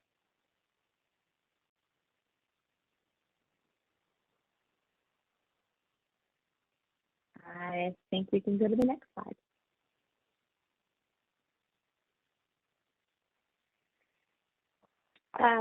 We'll just put these pieces together within the context of the market passes. In the RSC, the GHG model isn't necessarily active, but for an RA resource to get a GHG reference of 0 and be fully attributed to a GHG regulation area, resources from EDAM BAAs would need to be shown as bucket 1 energy transfers into the ISO BAA RSC. And these would not be constrained by the net export transfer constraints. I'll go into further detail on how this method treats RA resources later in the presentation. Next, there's the GHG reference pass, where we optimize the entire market footprint at the BAA level and across BAAs, but limit transfers into a GHG regulation area. This tells us how supply would optimally serve the EDAM footprint, not subject to GHG regulation costs. In the market power mitigation path, we unlock those transfers between BAAs and the GHG regulation area and apply the GHG constraints. Finally, the IFM optimally schedules each BAA and GHG regulation area to reflect optimal mismatch in the EDAM footprint, considering the attribution constraint based on the GHG reference path and the net export constraint. The GHG considerations are not applicable in the residual unit commitment process, which is used to ensure reliability. go to the next slide. Just a second, one question about Yeah. the reference pass. It says it limits net GHG transfers, right? So that means that we could still have imports going in on one side of the CAISO and exports going out on the other? Or would it only be wheels, or could we have exports clearing and imports clearing that offset and satisfy this requirement in the reference pass? The reference pass limits all transfers into the GHG region. It doesn't limit transfers out of it in order to get that optimal supply. And I'll talk more about how other capacity like RA and dynamically scheduled resources at interties play into this. So there's, my thought is, if people offered imports into the CAISO could we dispatch capacity into the CAISO from the Pacific Northwest to support exports to Arizona in the counterfactual pass? Or would that, if they netted to zero, so there were no net imports, but there were transfers through, or would this prevent any power from flowing through the CAISO in this pass? No, wheeling wouldn't show up as a transfer into CAISO, so that would still show up in the reference pass. But is that, sorry, there's explicit wheeling bids that are explicitly pairing those, but then there's the kind of implicit wheeling bid that would just show up as, oh, somebody's bidding import. So I think the question is this constraint being enforced as like a net constraint, or is there just a gross choking off of imports into a regulated region from every point? I think George could better extrapolate on the back end of how that looks. With regard to wheeling specifically, I know that it's a net effect, so it allows wheel throughs. But George, if you're available to extrapolate on that. Yes, indeed, it's a net constraint. So the imports and exports on different sides are netted. So it applies on the net. Okay. Good. Wheel throws are allowed. Right. Across all interfaces, not just net interface by interface. Okay. So the Arizona Pacific Northwest example, that would indeed be netted out, even if it was, as Jim put it, an implicit wheel. Yeah, Pacific that Northwest sells energy isn't in. ultimately. Sorry. Sorry? That energy isn't ultimately serving load in California. That's right. Yep.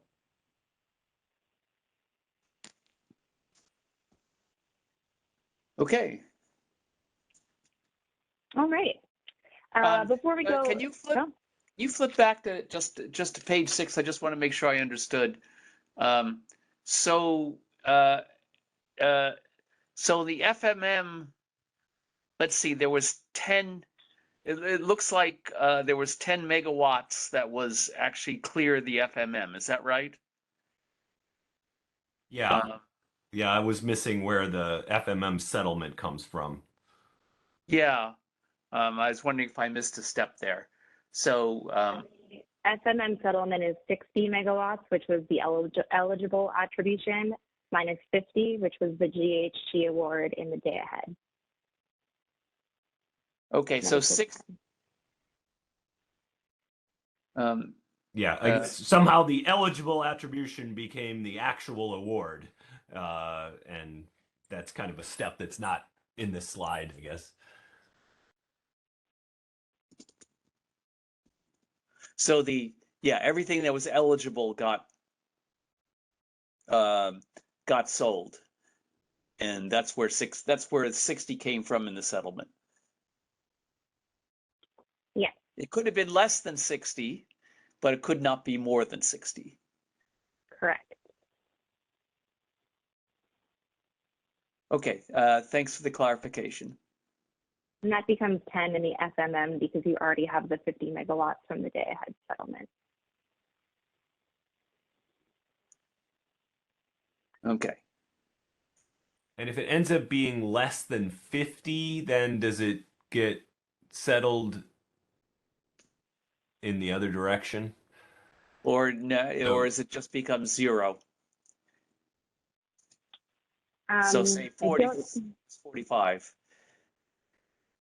I don't know the answer to that off the top of my head, but I know that we have an example to that effect in the final proposal.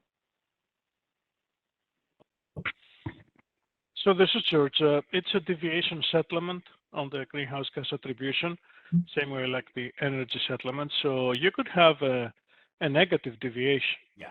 Okay. If that was your question. Okay. Yes, that was, and it would just be settled like a sale then. Or I guess in this case, Yes. a purchase. I guess this is a generator. Right. So yeah. As long as the overall attribution is not negative. The overall attribution can't be negative, right? Yes, that is not possible. Yeah.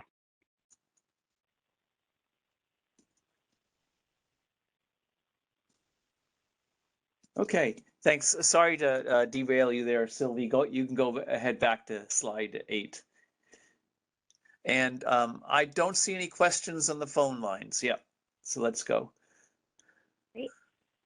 I'll quickly go over how the first 3 elements we've looked at so far, the geographic boundaries, the bid adders, and the reference path work together and how different resources reflect these costs. So first, we modeled the GHG regulation area using state boundaries to align with state level policies as opposed to at the BAA level. Covered generation internal to a GHG regulation area, like GHG area 1 and 2 on the slide, include the cost of compliance in their state in their energy bids, both when serving load internally and outside the GHG regulation area. Outside of the regulation area, labeled here as Area 0, resources do not include the cost of compliance in their energy bids. During the GHG reference path, optimization for the counterfactual only considers energy bids and not GHG bid adders to ensure that state policies don't impact dispatch outside of their geographic boundary.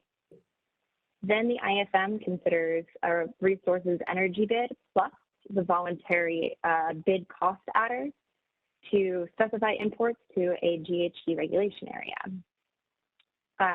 For a resource in a GHG area, say 1, to bid into another GHG regulation area, say 2, the resource in Area 1 would require a bid adder to reflect the cost of compliance in Area 2 if these programs aren't linked.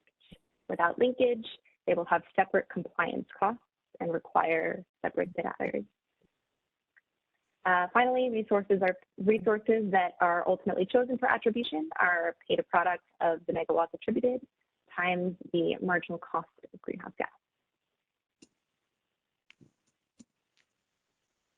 Hopefully that was a comprehensive overview, and we can continue. Just one question about this. I mean, it isn't really explicit in a lot of our discussions, but if it's a resource outside the GHG area, could be deemed into either GHG area 1 or 2, right? And it would be deemed into one or the other in the EDAM dispatch, and then those would have different compliance costs. So how much it would be charged would depend on which it was deemed into, and how much it was paid would be linked to that. So it would get pay commensurate with its costs. Yeah, if there's a resource within this diagram in BAAC, if it wanted to be eligible for attribution in either of the 2 GHG regulation areas, it would need separate bid adders for both because those areas have different compliance instruments. So on top of the energy bid, they may add a bid adder for Area 1 and a bid adder for Area 2.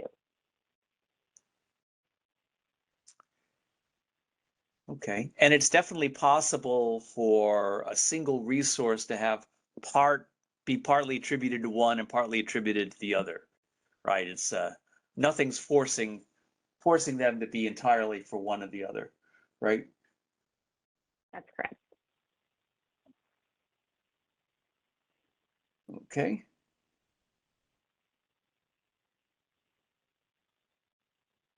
All right, we'll continue to the next slide.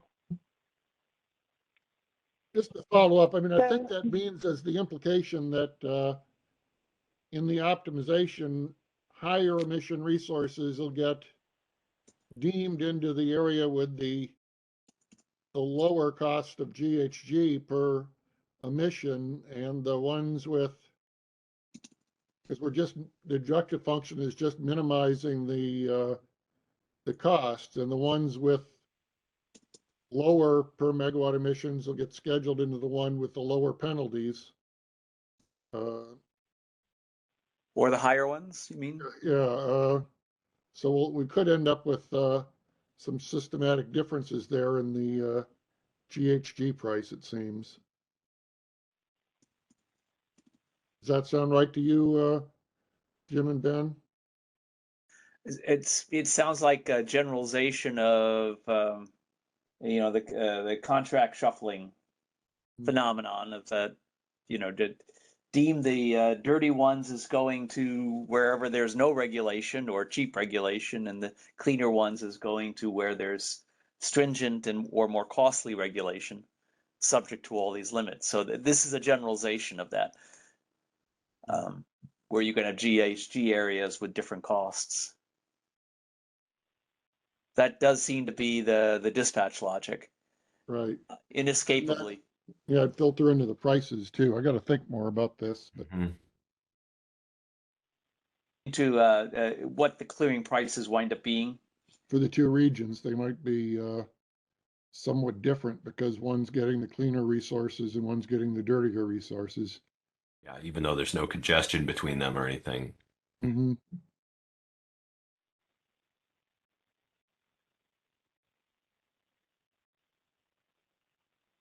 Well, I guess we get that today with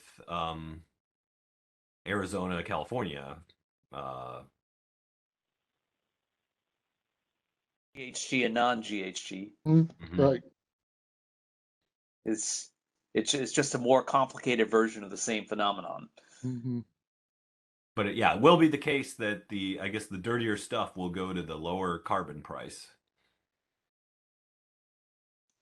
Mm-hmm.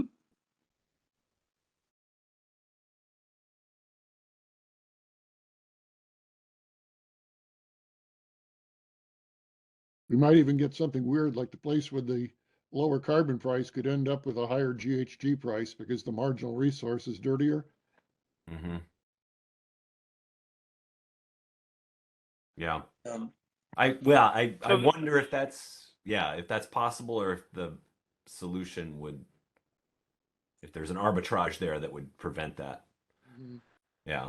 So this is George. I just want to say that these are all co-optimized. So you have on one side the resources inside the greenhouse gas regulation area with their energy bid that reflects the greenhouse gas regulation cost.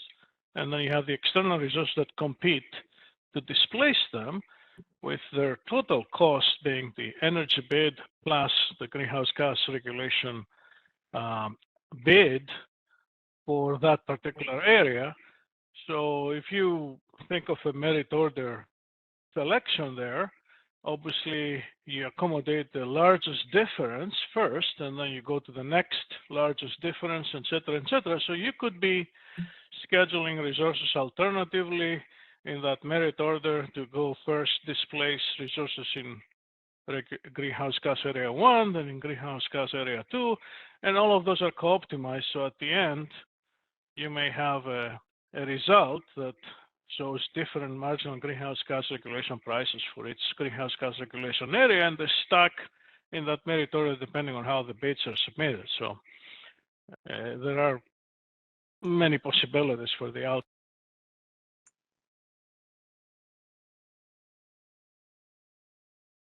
Okay, Todd, I see that your hand's up.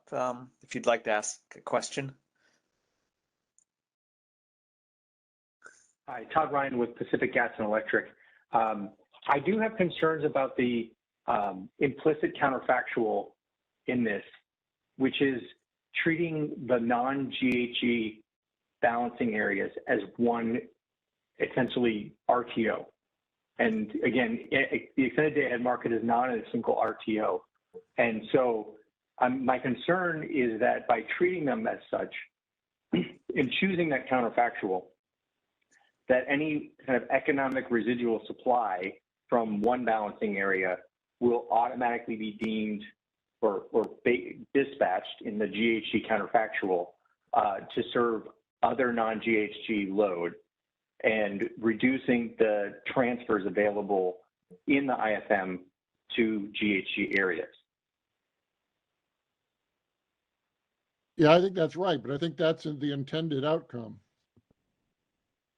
And I'm just questioning whether that's the appropriate, that is the appropriate counterfactual. Again, it'd be one thing if they were one RTO, but if they're not, they're coming in as individual balancing areas that may come in or exit on a rolling basis, on a 6-month lead time or 9-month lead time.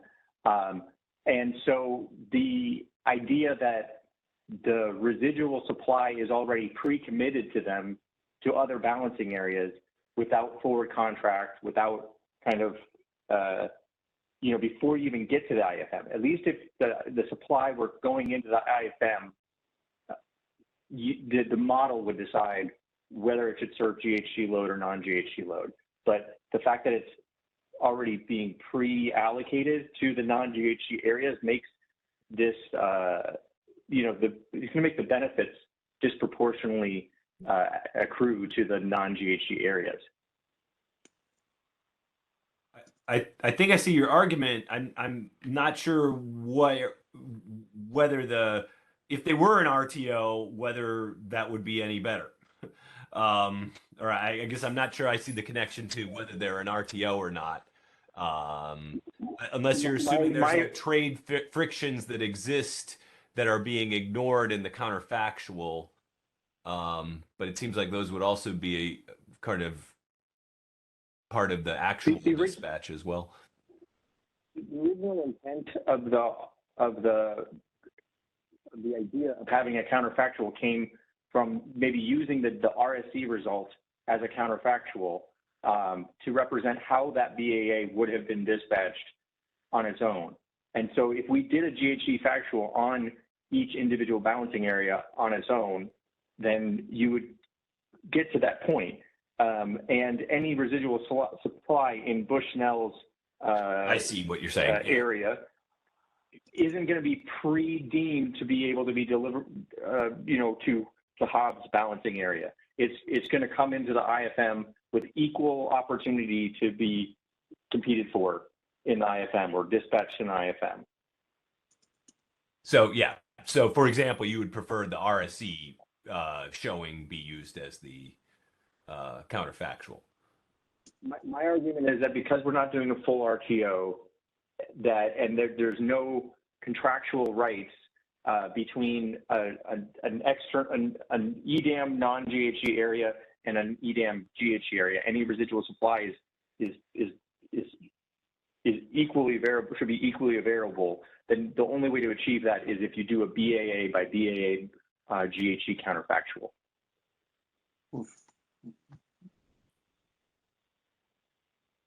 Yeah, I wonder if there could as a result, be big cost shifts between the two. And I can see that, it could be argued that either is arbitrary and that you like yours approach because it's not, it's not giving dibs to the cheaper supply in a sense to other non-GHG areas.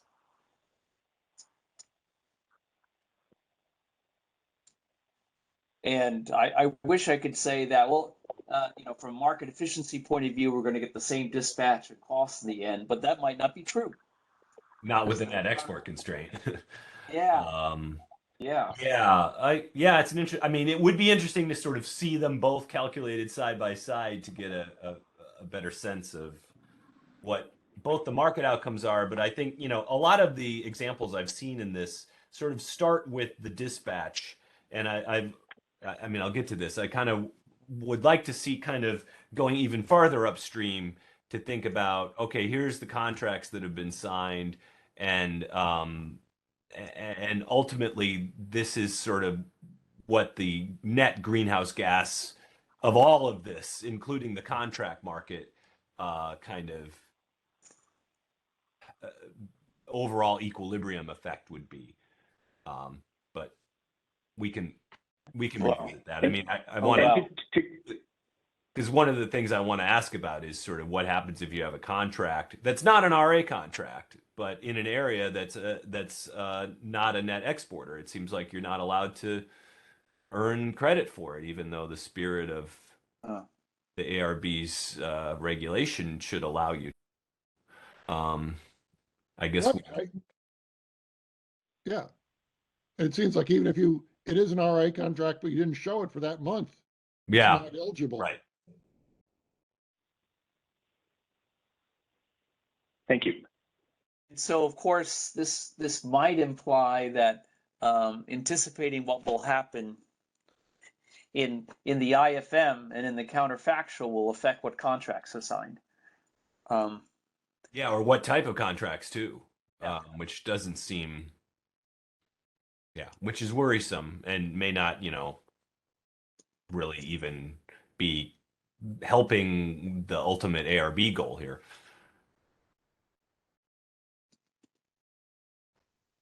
Okay. Thank you, Todd. Kathleen's in queue next. Kathleen.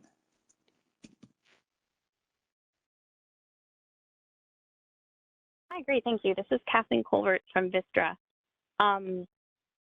I think it was the last MSC meeting, if I recall correct, or on this topic, that we talked a lot about this question about the BAA versus the non-GHG white footprint. So I wasn't going to belabor what I've already raised, but since Todd brought it up, I did want to strongly support Todd and PG&E's suggestion on the appropriate market design.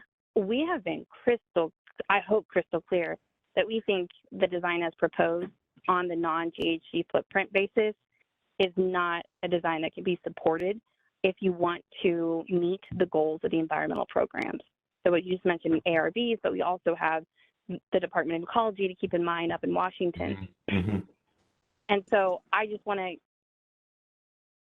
to add support, remind you that we had brought this up. And when we brought it up, we discussed it from the perspective of clean energy standard areas and raising examples of how it hurts the ability for an entity who's trying to meet a clean energy standard to be able to support that it has at least situated itself prior to economic displacement to meet those goals that is required by its program, and that the GHG rules are not circumventing or harming its ability to do so, at least from an attribution perspective.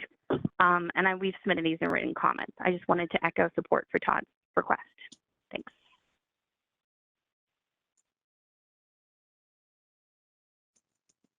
Yeah, I noticed earlier today. George.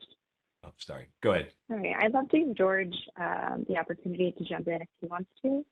But the counterfactual approach is specifically to facilitate the resource-specific attribution into the regulation area, and not the flows of power in the non-regulation area BAAs. Doing a counterfactual approach at the BAA level would be a suboptimal counterfactual, as it wouldn't allow for any of the economic transfers between BAAs.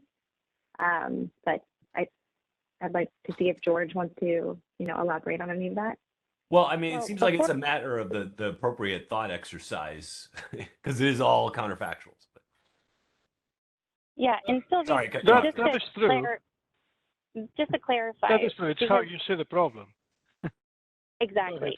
And so our belief is that is not a part of this problem. That what's important is the counterfactual establishes a baseline upon which we can estimate what is surplus, both from a resource and from a BAA. And that economic displacement and what would be a least cost dispatch perspective, that is the IFM's goal, the problem it is solving, but it's not the problem that the greenhouse gas problem is trying to solve. And I understand that there are these are differences of philosophies. We've already communicated it. I didn't want to belabor it, but I want to strongly support PG&E's proposal. So from our point of view, these are not individual BAAs coming to the market. The market will establish transfers between these BAAs, even if you didn't have a greenhouse gas regulation model. That's what the target of the market is. And if you ignore that fact that the IFM will actually co-optimize across the BAAs, our opinion and our view here is that this will not give you the correct counterfactual for putting in a greenhouse gas regulation model in IFM. So the IFM comes first. That's where you already have all the trades between the BAAs. Then you want to bring in a specific model to account for greenhouse gas regulation, and you're saying, okay, what's the counterfactual I want to have for that? The counterfactual is an IFM without a greenhouse gas regulation model, and that's how we structured the counterfactual to have full optimization between the BAAs outside greenhouse gas regulation areas instead of being, separate. So if, Vistra believes that the counterfactual proposal that the CAISO has made will obstruct the goals of the environmental regulators as it is designed, the two main reasons that it will do so is that you're not proposing a BAA level counter run to establish the counterfactual, and the second is you're not proposing to limit the attribution to no more than the incremental dispatch in the IFM. Those are the two primary flaws in your proposal that will harm the ability to support these environmental goals. So I appreciate what your proposal is. We reiterate our opposition to it for these reasons. Thank you. And so, Kathleen, we have answered to this, and I believe we answered it before. The answer lies in the fact that you have greenhouse gas bids submitted by the resources. So if an entity, if a BAA or a state, they want to impose restrictions on the participation of their resources into the greenhouse gas regulation program of one greenhouse gas area or the other, they can put restrictions on how much greenhouse gas bid quantities they can be bid. And we can easily implement these restrictions. So we don't believe that the methodology that we have proposed poses any kind of restrictions to environmental policies that states may follow and apply. On the contrary, it's a very flexible program, and through the greenhouse gas bids, we can impose restrictions based on policies that they are explained to the market operator. We will be able to impose those policies in quantities and quotas on greenhouse gas bids that can be submitted so that they can maintain certain non-emitting resources serving the load. So we believe we have a very flexible program that doesn't oppose environmental restriction.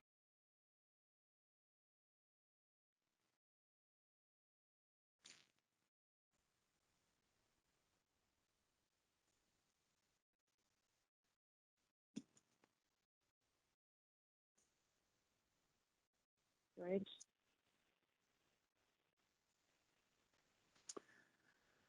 Okay. I think there's more analysis to be done. Perhaps some simple examples to compare these, but at any rate, let's keep on moving along. Sylvie? Yeah, comments are appreciated, but we'll move forward to discuss further the GHG constraints. While it is impossible to completely eliminate secondary dispatch, we have proposed two main constraints to reduce the potential for it.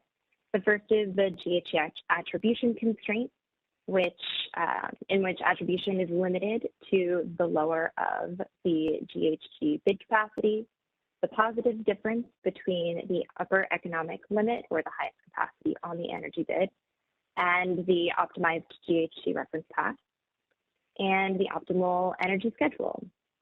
We anticipate that the largest area of secondary dispatch reductions will occur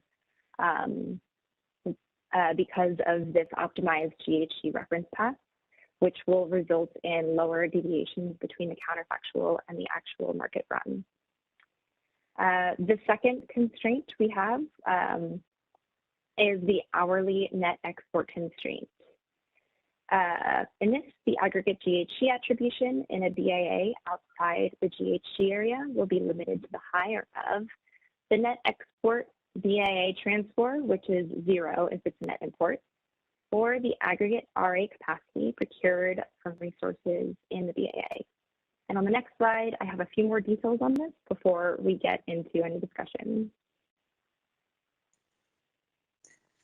I think going back to the earlier point,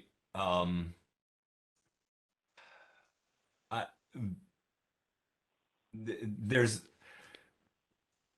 more than just RA, and you know, I don't know how bad the administrative process would be if you could just show other types of contracts for energy that are not necessarily RA contracts, but the whole idea here is to allow long-term procurement of clean resources outside of California.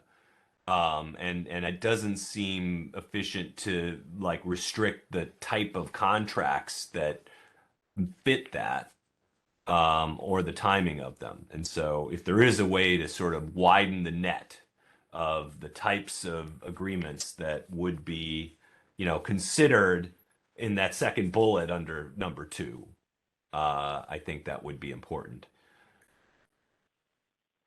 And there's a wide range there from long-term, you know, fixed price energy contracts to, we just talked this morning about, I reached a contract at 5 in the morning before the check for the RSE. And so there's a pretty broad spectrum there, but I think limiting it to RA doesn't seem ideal. Especially if it's shown RA, that it's. Yeah, exactly. If it's only, you know, it's shown for 6 months of the year, but not for another 6 because the target is so low. I mean, we'd certainly want to include anything that's shown for some months of the year if it's under contract. Yeah, and I mean, we're getting to the point now where a lot of solar resources are going to have pretty minimal RA capacity, but still provide a lot of energy, so. We get to a point where a lot of these resources have no capacity value. Yeah. And they're just used for energy. When, you know, and we use them first, but we've got other stuff that's really the capacity. And so some of those places could be in areas that are net import. I mean, a solar plant in Arizona seems like a quite likely scenario that would be a net importing region in the fall and might have, you know, good development prospects for a California load serving entity. So what would it be like? Let's take that solar plant. So let's say that its capacity credit is you know 0.1. It's a 100 megawatt plant, so its RA capacity at most is 10 megawatts. But on a given day, it's producing 50. Instead of saying it's limited to 10.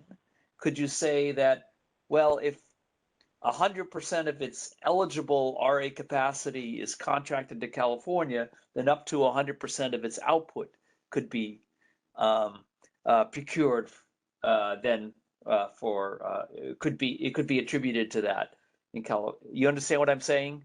You're not limited to a megawatt capacity, but you're limited to the proportion of the capacity that's been contracted. A portion of potential RA capacity that's been actually contracted. Yeah, although I mean, I still think you're conflating what RA is supposed to, you know, address with what GHG regulation is supposed to address, which is just generating electricity from, you know, the cleanest sources. And so I think a better solution would be to allow more types of contracts than just RA contracts.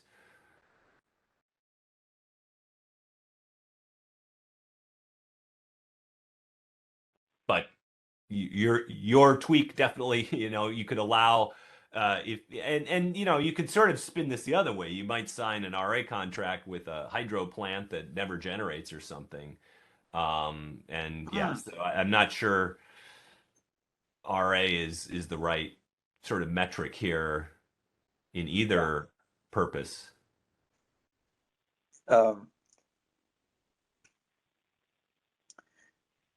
And I think this only really matters under this constraint, but I've been trying to process the the counterfactual issue as well, where you know, maybe I have contracts for actually I think that would also be a concern. So I've signed an energy contract with solar plant that in the counterfactual gets sent to Utah or something, and now I'm not allowed to deem that into California either, I believe. It might just stay in Arizona in the counterfactual or whatever. Yeah. You know, you Yeah. couldn't count it as California, even though the ratepayers bought it to lower emissions. Mm-hmm.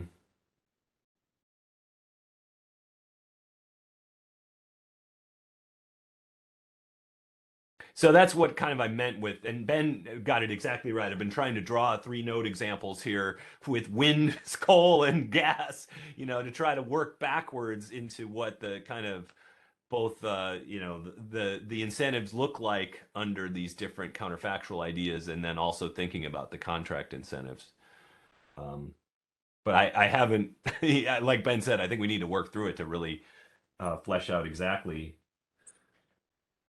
what the alternative would be. But I think it's pretty clear that we're definitely taking some types of procurement for load serving entities within the clean air, the regulated areas, and excluding them in ways that is contrary to what I think the intent of the GHG regulation wanted. Yeah, so let's take another example in number one. So let's say there's let's take 100%, you know, a completely clean resource. Imagine a geothermal plant in Arizona. I know they won't exist, but imagine there is one that's RA capacity to California. It would be, and it's with you know, a very low variable cost, so it would be fully dispatched in the GHG reference pass. So the second bullet under one would be zero. It's at its upper economic limit, so it couldn't be used to attribute emissions going into California when you go into the IFM, even if it's an RA resource. Is that correct? And is that what's intended?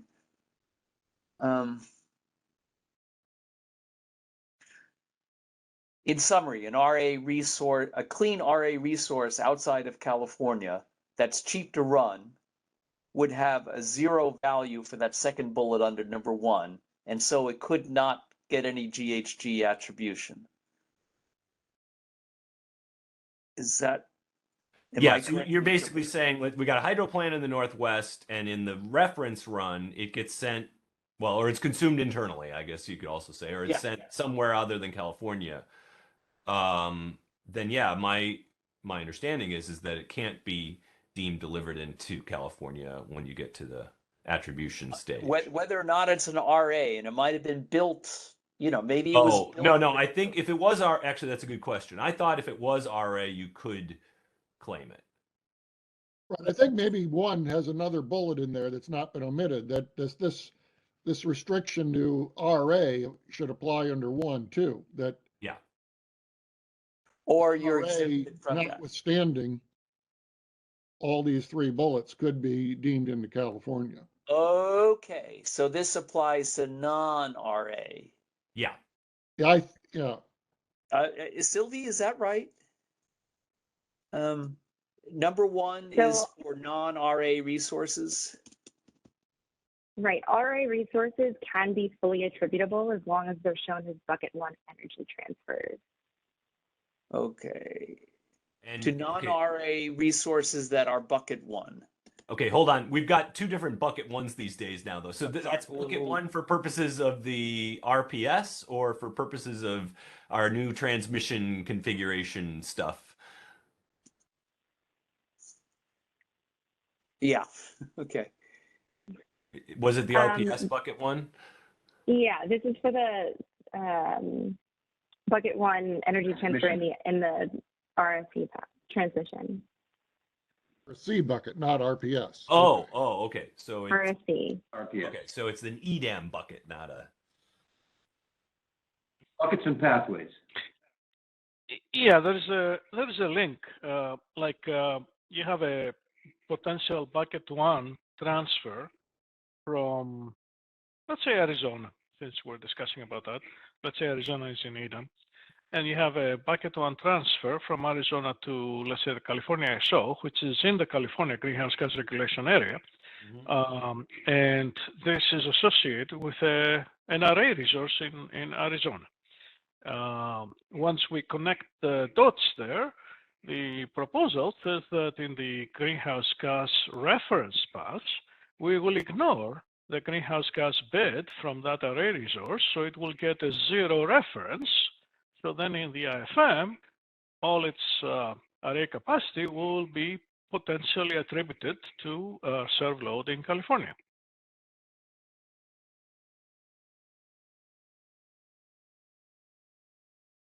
So we get a zero GHG bid in the reference run, but then a full, I guess I forget, the GHG bid is the capacity associated with GHG, right? And so when you get to the actual dispatch, it goes from 0 to whatever it's capable of. Yeah, maybe I should clarify better because I don't think I did a good job. So in the greenhouse gas reference pass, we are not considering greenhouse gas bids anyway, right?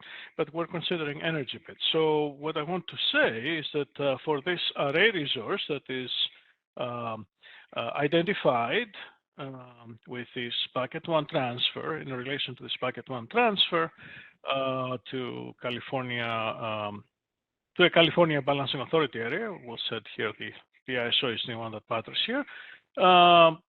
Then we will ignore the energy bid for that resource, so it won't be scheduled in the greenhouse gas reference pass. It will have a zero schedule, which will be the greenhouse gas reference for that resource in IFM, which will allow all its potential greenhouse gas bid now in IFM to get a full attribution. Okay, it's omitted in the. Oh, okay. Yeah, and that should balance, because if it is an RA resource, no other area is relying on it to meet its demand either. So if we take it out, it should not blow up the solution, I guess. But again, I guess we've been talking through this idea of, you've sort of said it's an RA resource.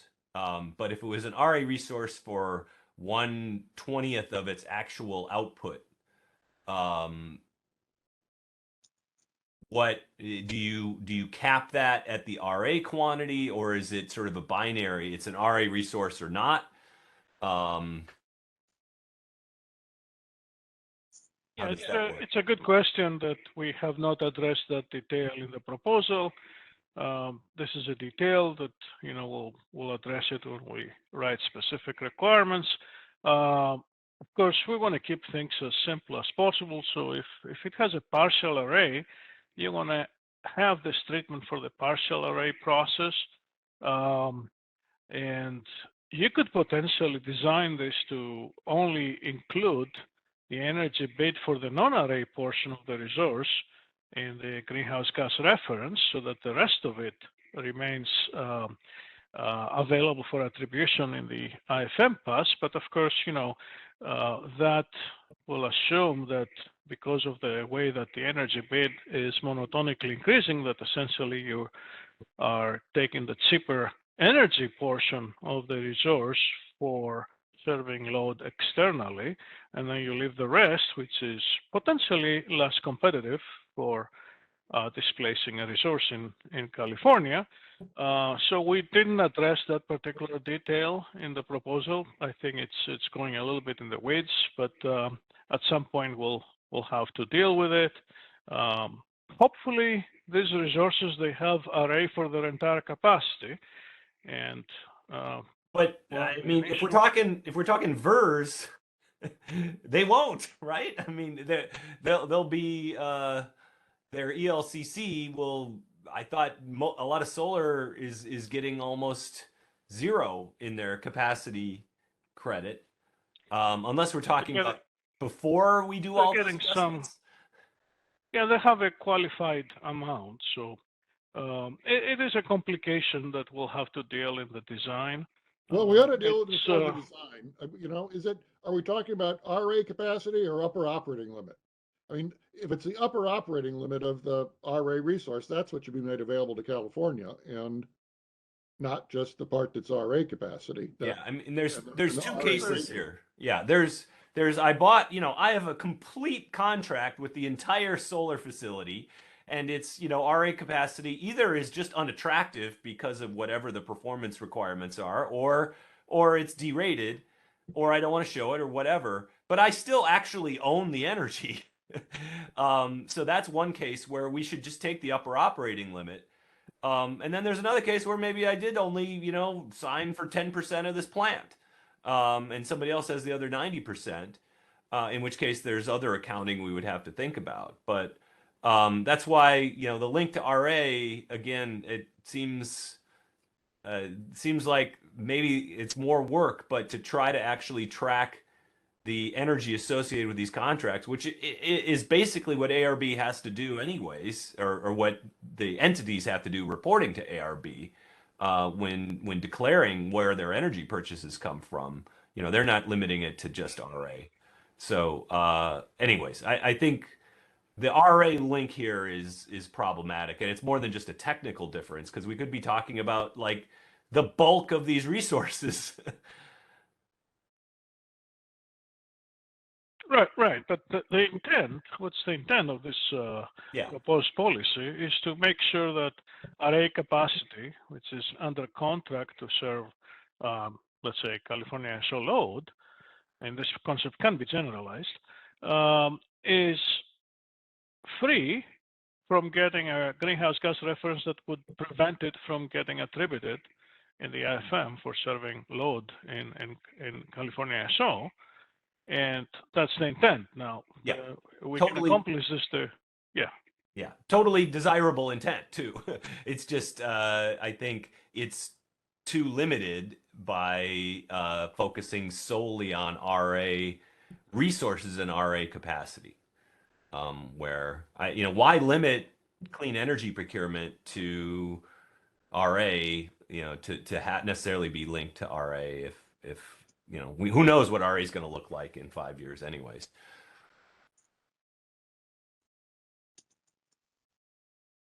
You're correct, and this is a concept that can be generalized for other BAAs besides the California ISO. I mean, there are other BAAs in the California that don't have RA regulation area.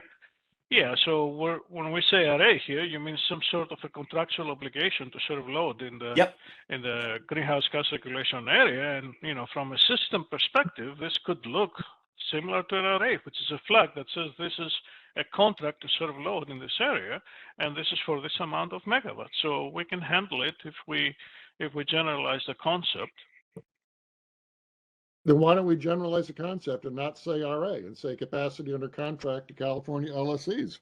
Or to LSEs in the regulated areas. Yeah. Right, yeah. Or Washington LSEs or whatever it is. Yeah, I suppose we could.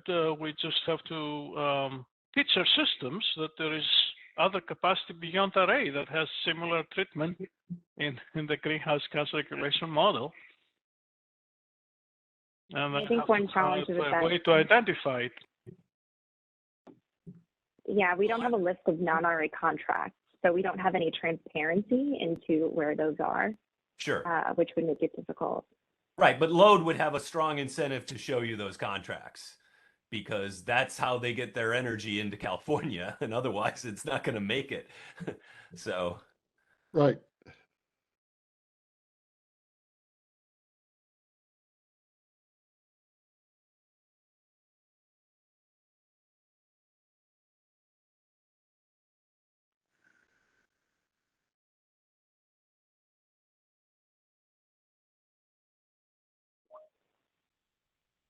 Okay.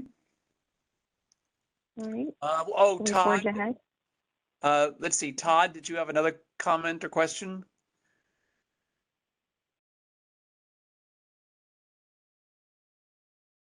Yes, please. Thank you. This is Todd Ryan with Pacific Gas and Electric.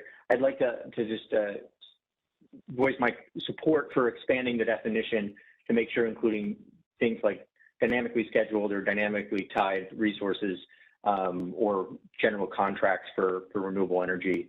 I had assumed that those would be able to be counted in the GHG reference run, but to the extent that those forward contracted imports are not contracted or not counted in the reference run for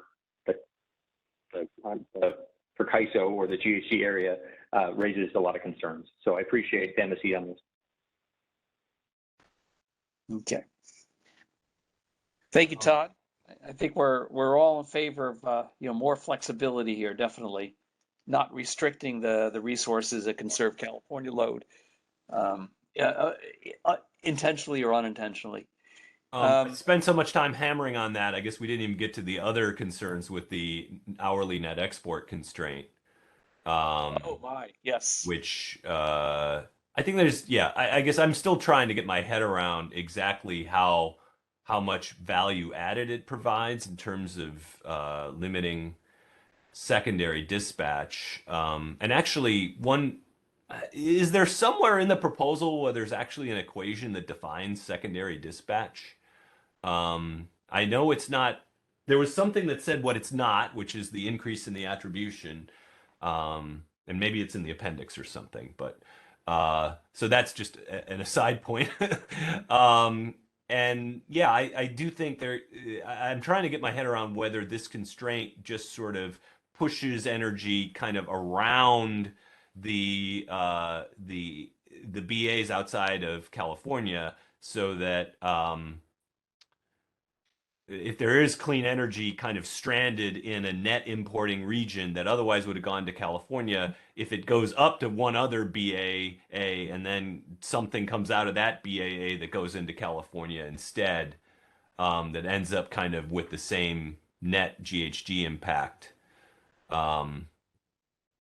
So it's those kind of, again, simple examples maybe to work through, but about how much. I think you guys have focused on whether or not it had a negative pricing impact, which is an important question. So that's kind of like the cost side of a constraint like this. But I think there's also questions about the benefit side of a constraint like this as well that that I don't think has been really nailed.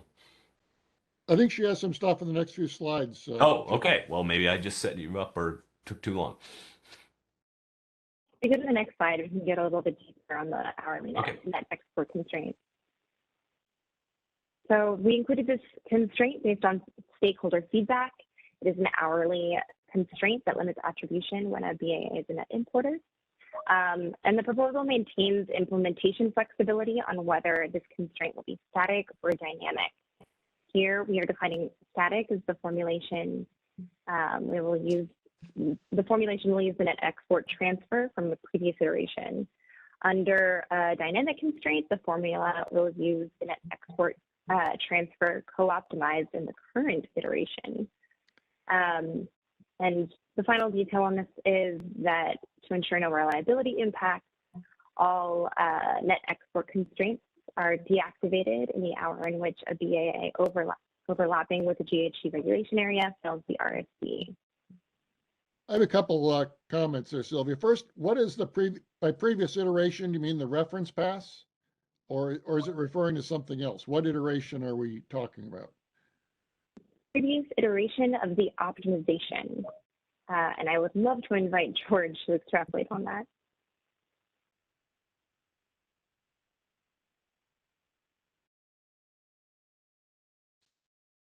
George, you're muted. Yeah, I'm sorry. What was that, Kathleen? Sorry. Was that a question? The question was, what is the static formulation? It's referring to the previous iteration, the iteration of what? Oh, yeah. Okay, so it's a nonlinear problem. We're solving iteratively between SCUC and NA, NA being the network analysis software that does the AC power flow. We linearize the problem on that solution. Then we perform unit commitment and security dispatch, and then we go back to NA to relinearize. We do normally 3 iterations, right? So a way that we have used in the past to linearize and decouple the dynamic constraints is to freeze the right-hand side of the constraint that is normally endogenous and co-optimized is a variable. We freeze it to what that variable is in the solution of the previous iteration, so that keeps the formulation static. And we had discussions in the past.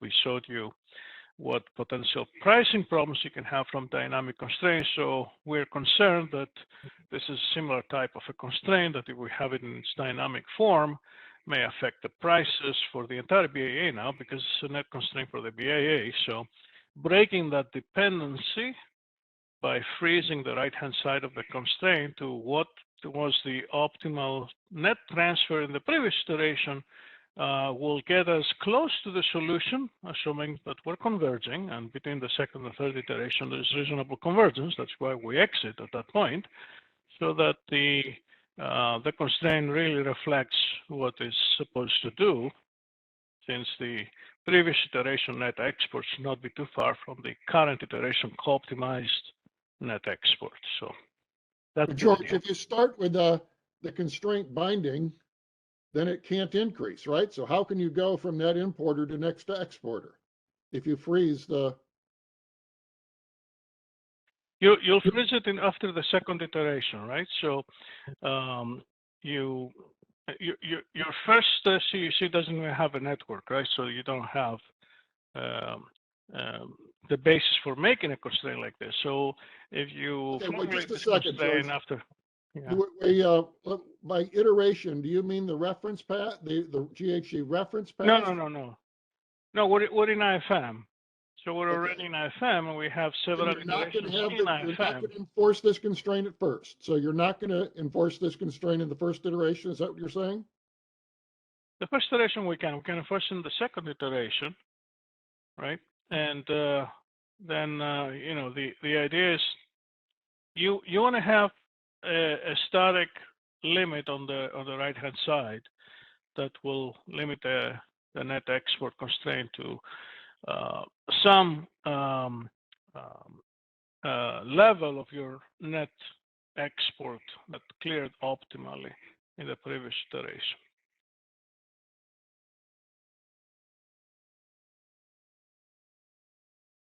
So let's say you have this constraint imposed for BAA outside greenhouse gas regulation areas. The objective of the constraint is to make sure that you don't have a total aggregate greenhouse gas attribution in that BAA that exceeds your net export. And let's forget about the array adjustment to that for the moment.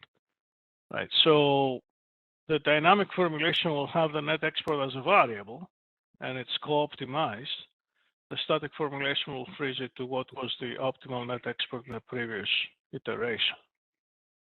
Okay, so we'll start out in the first iteration with no export constraint so that we could deem a bunch of stuff as exportable, even if it's even if the solution ends up being import. We don't have a previous value for that, but we can start with something that makes sense. For example, we can start with what cleared the MPM pass. Okay, that's what we're asking. So it's not the previous iteration; it's the previous pass, or the previous pass would be for the first IFM iteration, because you got to start from somewhere, right? So after that, you can use the previous IFM iteration. But if it's so if it's a net importer in the market power iteration, then it won't be able to go to a net exporter because we won't allow anything to be deemed in order to increase exports. There's no way you can go up because you're binding. So the constraint in subsequent iterations can never be looser. It can only be tighter. If it binds. Right. Yeah. So, right. So if the market power mitigation run happens to be your net importing, you're going to be stuck there, and it will be you'll never get positive exports then in any iteration. Is that what you're saying, Scott? Yeah, but I guess if the initial run is the market power mitigation run, and it does not have the export constraint, then we could get a bunch of resources dispatched in the market power mitigation pass. But then if it ended up being so if it was a net exporter in the market power mitigation pass, then it could be that much of a net exporter in subsequent passes, but it can never be more than it was in the market power mitigation pass. But then when we go from that, if it then in the next run it's an importer, or if in the market power mitigation pass it's an importer, then it can never become an exporter, but probably it wouldn't because it was an importer with no constraint. Yes, it's not perfect, Scott, but obviously it depends on how close the solution of the market power mitigation passes on the net transfer for that BAA with what will happen in IFM. So we'll definitely have to do some more thinking on this, and we'll have to clarify exactly how this will be performed.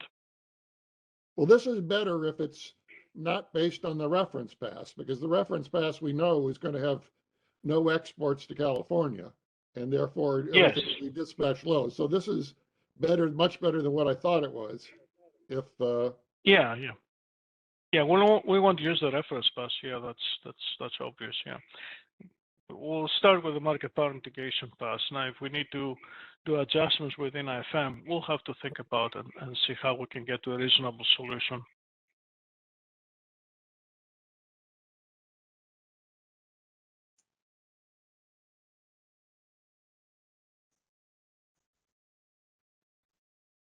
Okay, okay, so that's been clarified. That's a change from the last time that we talked about this. It's an improvement, but just to check my understanding, let's take Jim's simple example of 3 areas. So you've got, let's say there's one GHG area. Let's forget Washington State for the moment. And there are 2 BAAs outside of California.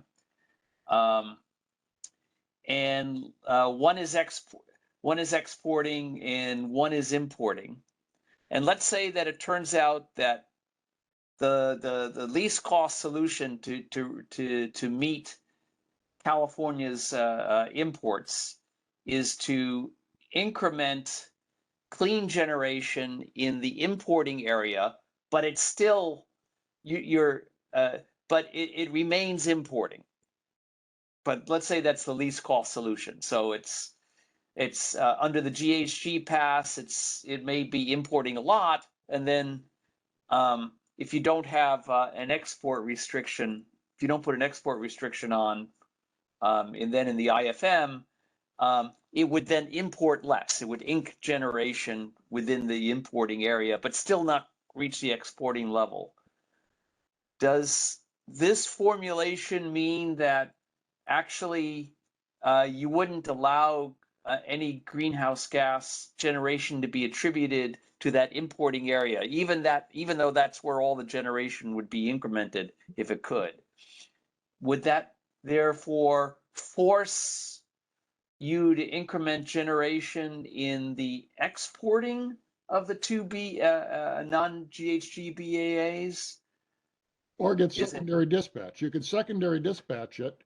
And in other words, you'd still dispatch the stuff in the importing area, but you designate something that was already dispatched in the market power iteration pass. But if you couldn't do that, you'd actually have to back down resources in the importing area that were dispatched in the market power mitigation pass and replace them with resources that were dispatched up in the. So, I mean, it's not as bad as the original version, but it's still, if you end up as a net exporter in the market power mitigation, net importer in the market power mitigation pass, you could get ramped down 3,000 megawatts in the next pass because if it doesn't get deemed. So, I mean, it's got huge reliability risks. And of course, and any question about the cost implications or the cost effectiveness of any CO2 reductions that might result. I mean, the cost could be large and the cost effectiveness, Are we paying $3,000 a ton or something? If that is, if we're getting any CO2 reductions at all, as a result. Okay.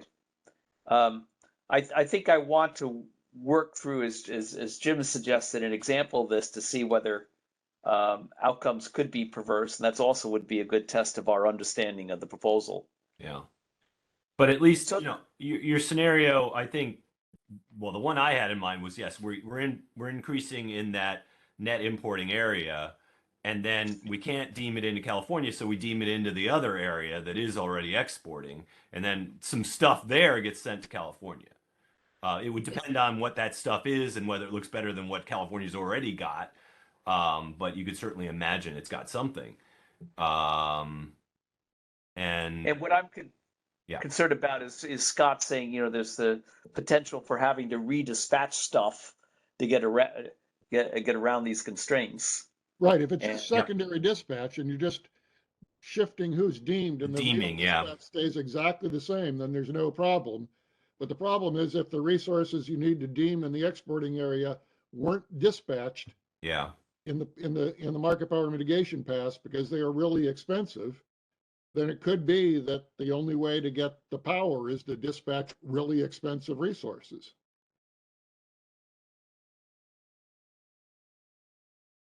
And the more of this stuff there is, I mean, if we're running out of time, I mean, Sylvia's got a great exhibit on page 13 that maybe will focus us on, you know, what's going on. Could you skip there since we're running out of time here, I think? We want to let's see.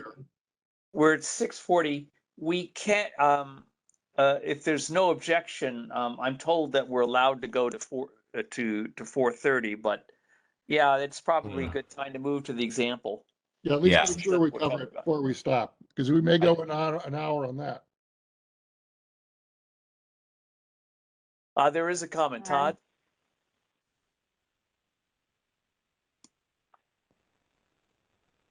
Hello, Todd.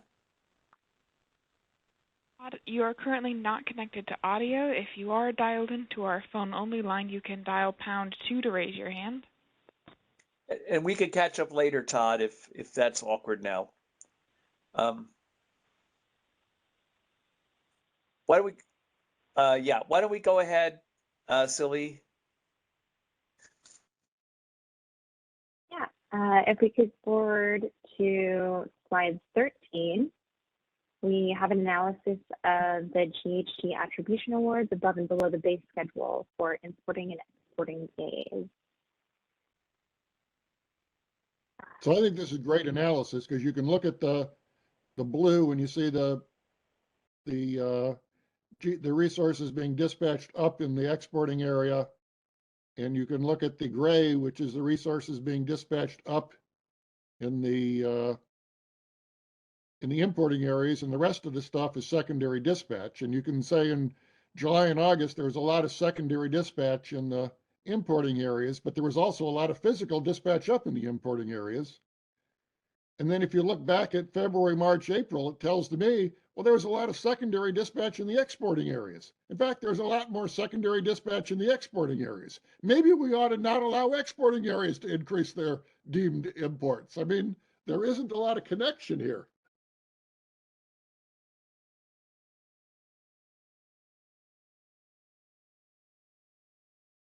I'll make a note. I don't think Scott's totally serious about the limit to the exporting areas, but that's not an official MSC proposal at this point. But yes, there's sort of a saying we've had for a while that 0 is kind of an arbitrary number. And so when we go from 0 exports or on either side of 0, it's not clear that that there's a meaningful sort of signal there about what that says about a lot of things. And in this case, yeah, the ultimate headroom for increased output. I'll have to look at this because this does imply that there is an equation to measure secondary dispatch. So I'll start with that and then try to decompose this.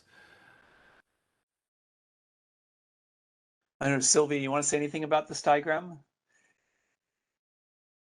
I was hoping to get Abhishek, who is the creator of the diagram, on here to talk about it. I don't see him though. And as I recall, you had I thought you did some price impact calculations as well when you were doing this exercise. We did. I think we've shown it in this venue before, which is why I didn't include it here. But let me see if I can pull it up and at least describe it. Well, as I remember, I think your argument was that it didn't affect prices a whole lot. Yeah, I think that's what we found. We didn't find any significant price impact. Yeah, one pass at this was looking only at sort of super tight periods.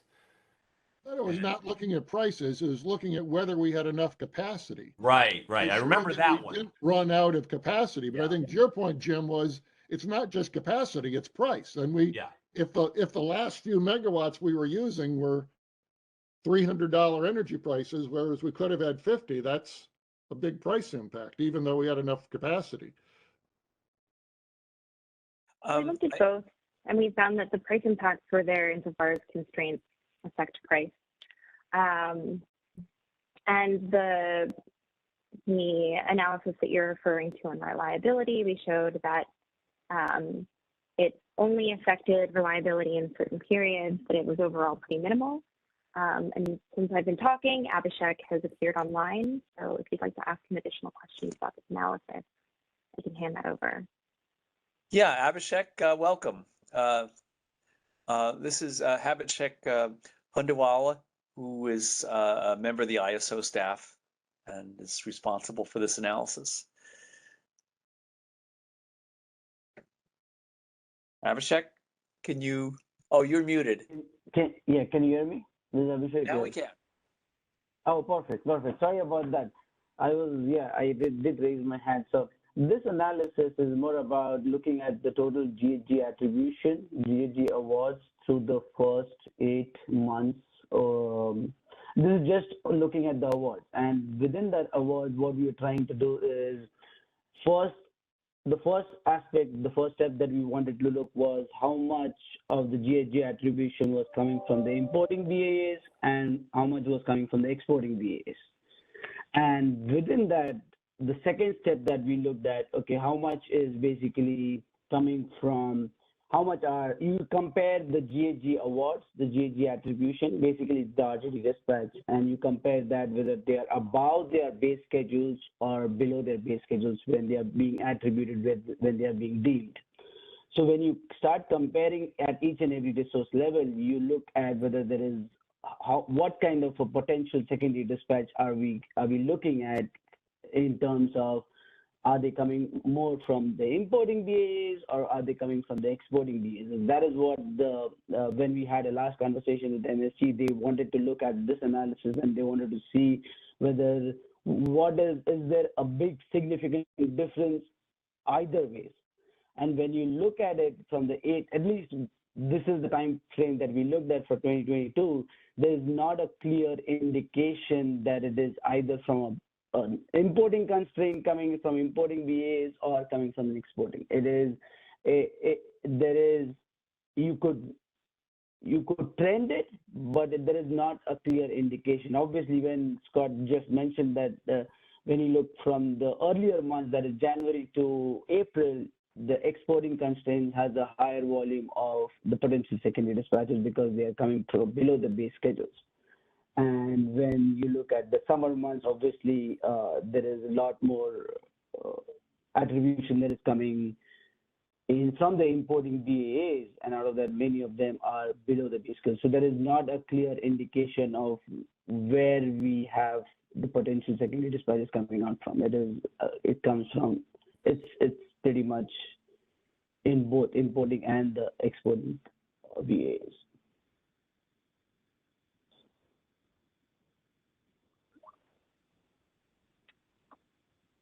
So, of course, this is not part of the analysis, but I guess what we're wondering, going back to Scott's comment that if we restricted attribution to just exporting BAAs, would things be be reshuffled, secondarily dispatched around that without a change in cost? or would there be inefficiencies? Would things be redispatched in a way that would increase costs, perhaps with zero or even negative environmental benefit? And of course, we don't know that. You'd have to run the model. But with 3/4 of the attribution coming from importing areas in the summer months, Well, the parts that are secondary dispatch wouldn't change because the secondary dispatch isn't being dispatched up. So the only part we'd lose is the gray part. So that's the part that has to be replaced because it was dispatched up above the base schedule. The other stuff is in the base schedule. But okay, so a maximum then of something in the order of a third in August. right. And that's, of course, that's average for the month. It might be more extreme in some hours than others, but it's not trivial relative to the total increase, total deeming.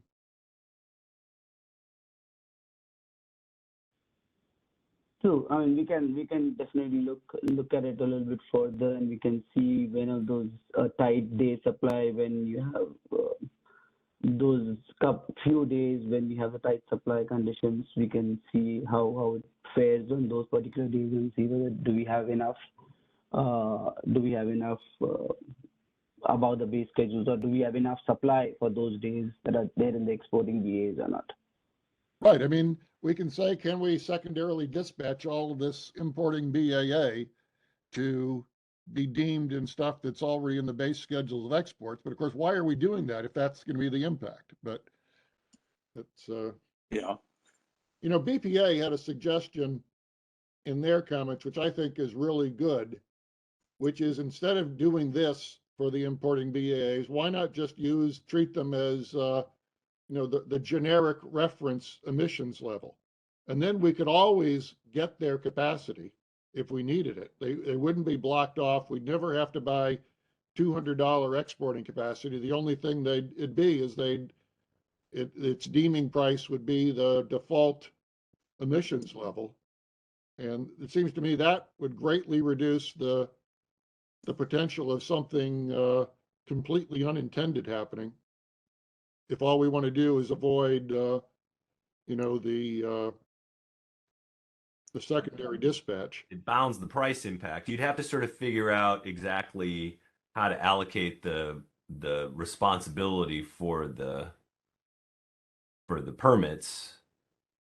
But I guess, yeah, those who are deemed importing into California, they would get that attribution and then they would get that allocation. So, or they get that revenue associated with it. So if that's what they're being charged for, they should be kept whole then.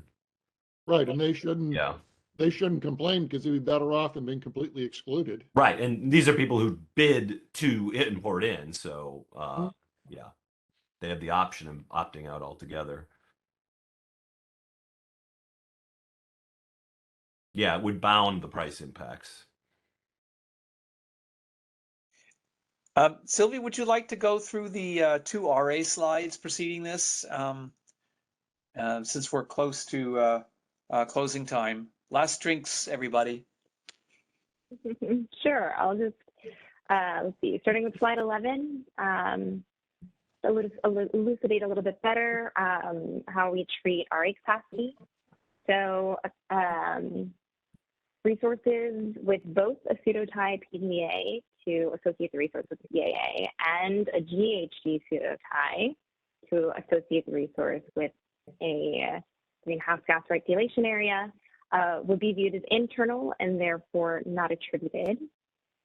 And as we've already discussed, RA resources shown as bucket 1 energy transfers in the BA RFC would be fully attributed because they have a 0 GHG reference, and these would not be constrained by the net export transfer constraint.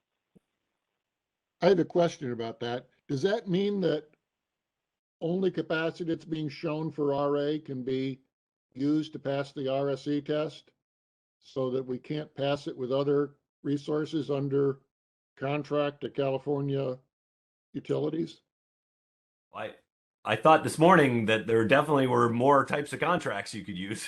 Right, and that goes to this point. I mean, maybe if we said anything that's shown in bucket one Uh-huh. can be deemed Could into also be used for California. delivery of, yeah. Yes, we're looking at bucket one transfers for the RSC. So there's no, the RSC is not looking for resources behind these transfers. Once they're declared, we assume that there is a resource behind it, but it's going to be used in the RSC. So it doesn't necessarily be shown as RA for that month. It could just be, you know, a bucket one energy transfer. That is correct, yeah.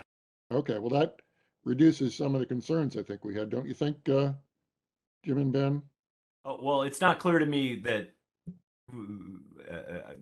from this last exchange, I wasn't sure we were talking about the RSC or we were talking about GHG attribution.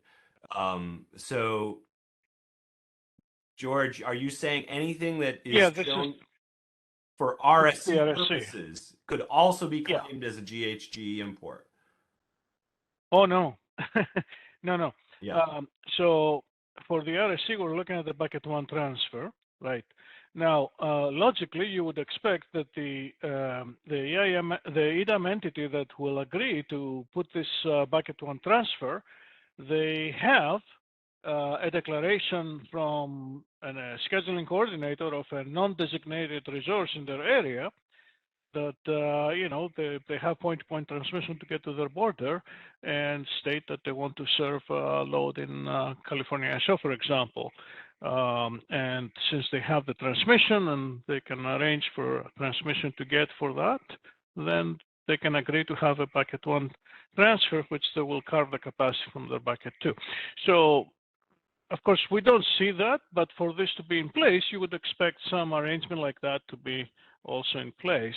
Now, for the greenhouse gas, this proposal that we have is specific for RA resources, the way it's described in the proposal. And as I said, you know, in the future, you know, we may have more products like that, and we can potentially generalize the concept. Technically, there's no restriction other than the ability to track those and somehow recognize them. But in the proposal right now, we have this just for specifically RA resources. So it has to be RA and bucket one, not RA or bucket one, which I think is what Scott is hearing. To work for both the RSC and the greenhouse gas regulation model, they have to have both of those, Right, but one possible solution or alternative would be just bucket one, drop the RA thing. Which would that work only for the RSC? Well, you could. I'd say are you saying it couldn't work for the GHG, or because there isn't a resource associated with it, or? Well, there might be a resource associated. Yeah, I mean, if there is, then why shown for January? Again, if we know the resource and it's an RA resource that is, you know, registered in our system, yes, then we'll be able to do that. But you know, you have to have both constructs in place for our system to recognize that there is an RA resource and it's linked with a bucket one transfer, and we can use it for both RSC and greenhouse gas regulation. You need both these parts, right? Well, we're saying, why do you need both parts? So I can understand you need to know the resource, but you guys know about resources that aren't RA, I assume. And so if there's a bucket one shown for the RSC that's not an RA resource, but we do know that it's, say, a variable energy resource, what we're floating as an alternative is let that be used as GHG import as well. That drop the RA requirement and replace it with a resource-specific RSE showing sort of requirement. Right. The words that you used were resource specific, so we need to know what resource is that, right? So, and are you saying that the only resources you know are RA resources? No, Okay. I'm saying that there is no explicit link between a transfer and a resource. So we could make a link between array resources and bucket one transfer. But if you say, do that for any resource, I don't know which resource to select. There has to be some designation that this resource is used to serve load in California. So it must be non-designated for the other BAA. Sure. It has to be a pathway to California. So that pathway is the bucket one. So you need both constructs in place. Otherwise, how can we recognize it? George, if they show it's bucket one, do they also have to show that they showed it as RA for that month? I mean, I would think that California utilities would want to bring in their power as bucket one, even if they didn't need it for RA, because they want the energy, right? No, I agree with you, but which resource is the one that provides the energy for that bucket one? How are we going to find that out? So bucket one doesn't have to show a resource? No, it's just a transfer between two BAAs. There is no resource associated with that, right? But if it has to, I thought it has to have a firm transmission right to get from its generation source to the border. So somebody knows where the generator is. I thought. I guess you could have a network right, in which case you could avoid that. But right, the SC may have this construct, and they can demonstrate it to their EDAM entity, and the EDAM entity could verify that and can put the bucket one transfer in the system. But for us to identify the resource, there must be some sort of designation for that resource. And the only way that we have right now is the array resource designation. We don't have another construct that says, here's an array, here's a resource that has a contractual obligation to serve load in California. We don't have something like that in place that is not array, right? Fair enough. Okay, so all we need is a new construct then, where people can say, I agree, designate their contracted resource, their contracted non-RA resource. Wait a minute. Going back to the presentation this morning on page 3, it says that the RSCs can be cleared using resource bids made available by each BAA. So that tells me we have resource bids for the CAISO. I mean, I don't understand. It seems to be a complete disconnect. We do. These are resource bids from all the resources. Now we want to identify a specific resource. Oh, so you're saying you're just like you're adding up, you know all the resources and you know some transmission rights, but you're not trying to sort of figure out which of the subset of the bid resources is going to be the bucket one resource? That's correct. There is not, Jim. There's no link like that. Mm-hmm. The RSC is just looking at, is there enough capacity to meet demand and the bucket one export obligations within that BAA, within the source BAA. Link to that BAA, right? Yeah, but not a single specific resource in the BAA. But that shouldn't be hard, it feels like. I don't understand. If the BAA has to show enough resources with bids to meet its requirement, then you know what it showed, right? It's not showed by everybody else. It's what each BAA showed, is what I thought. Yeah, that's correct. But in order to figure out what resources should be claimed as importing into California specifically for GHG purposes, you need to narrow down from the set of all resources bid in that BAA to the specific ones that would be, targeted as the import. That's the reason for that is that we need to have special treatment for these resources in the greenhouse gas reference pass. The way we said earlier, we want to ignore their energy bids so that they don't get a reference that is non-zero. We want to have a zero reference for those. So we need to know which resources are those. And right now, the only mechanism that we have to recognize resources that they have these contractual obligations are the array resources. So sort of, expanding this process in the future, we have to just do it. I mean, we can only do it for array resources. This is what the system recognizes as resources with a contractual obligation to serve load in California, SOA.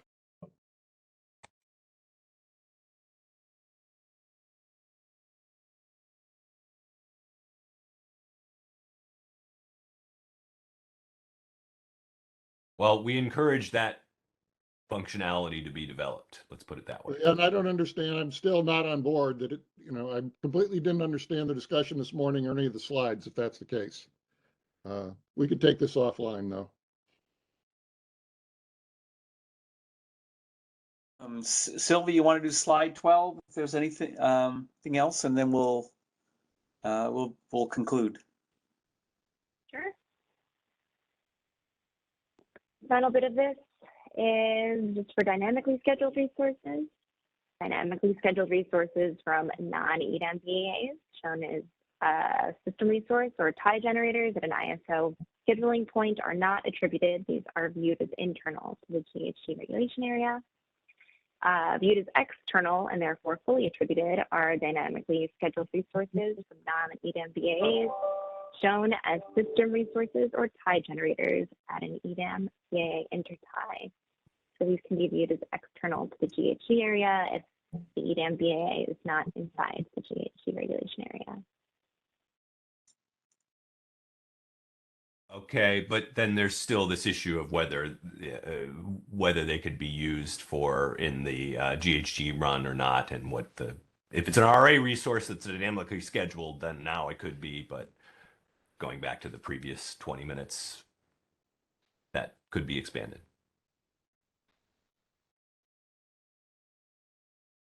That's great. Okay. Okay, thank you, Sylvie. I don't see any questions online, and we are past time into injury time, if any of you were watching the game yesterday. So I guess we'll conclude the meeting at this point if there are no more questions or comments, either from the MSC or from folks online.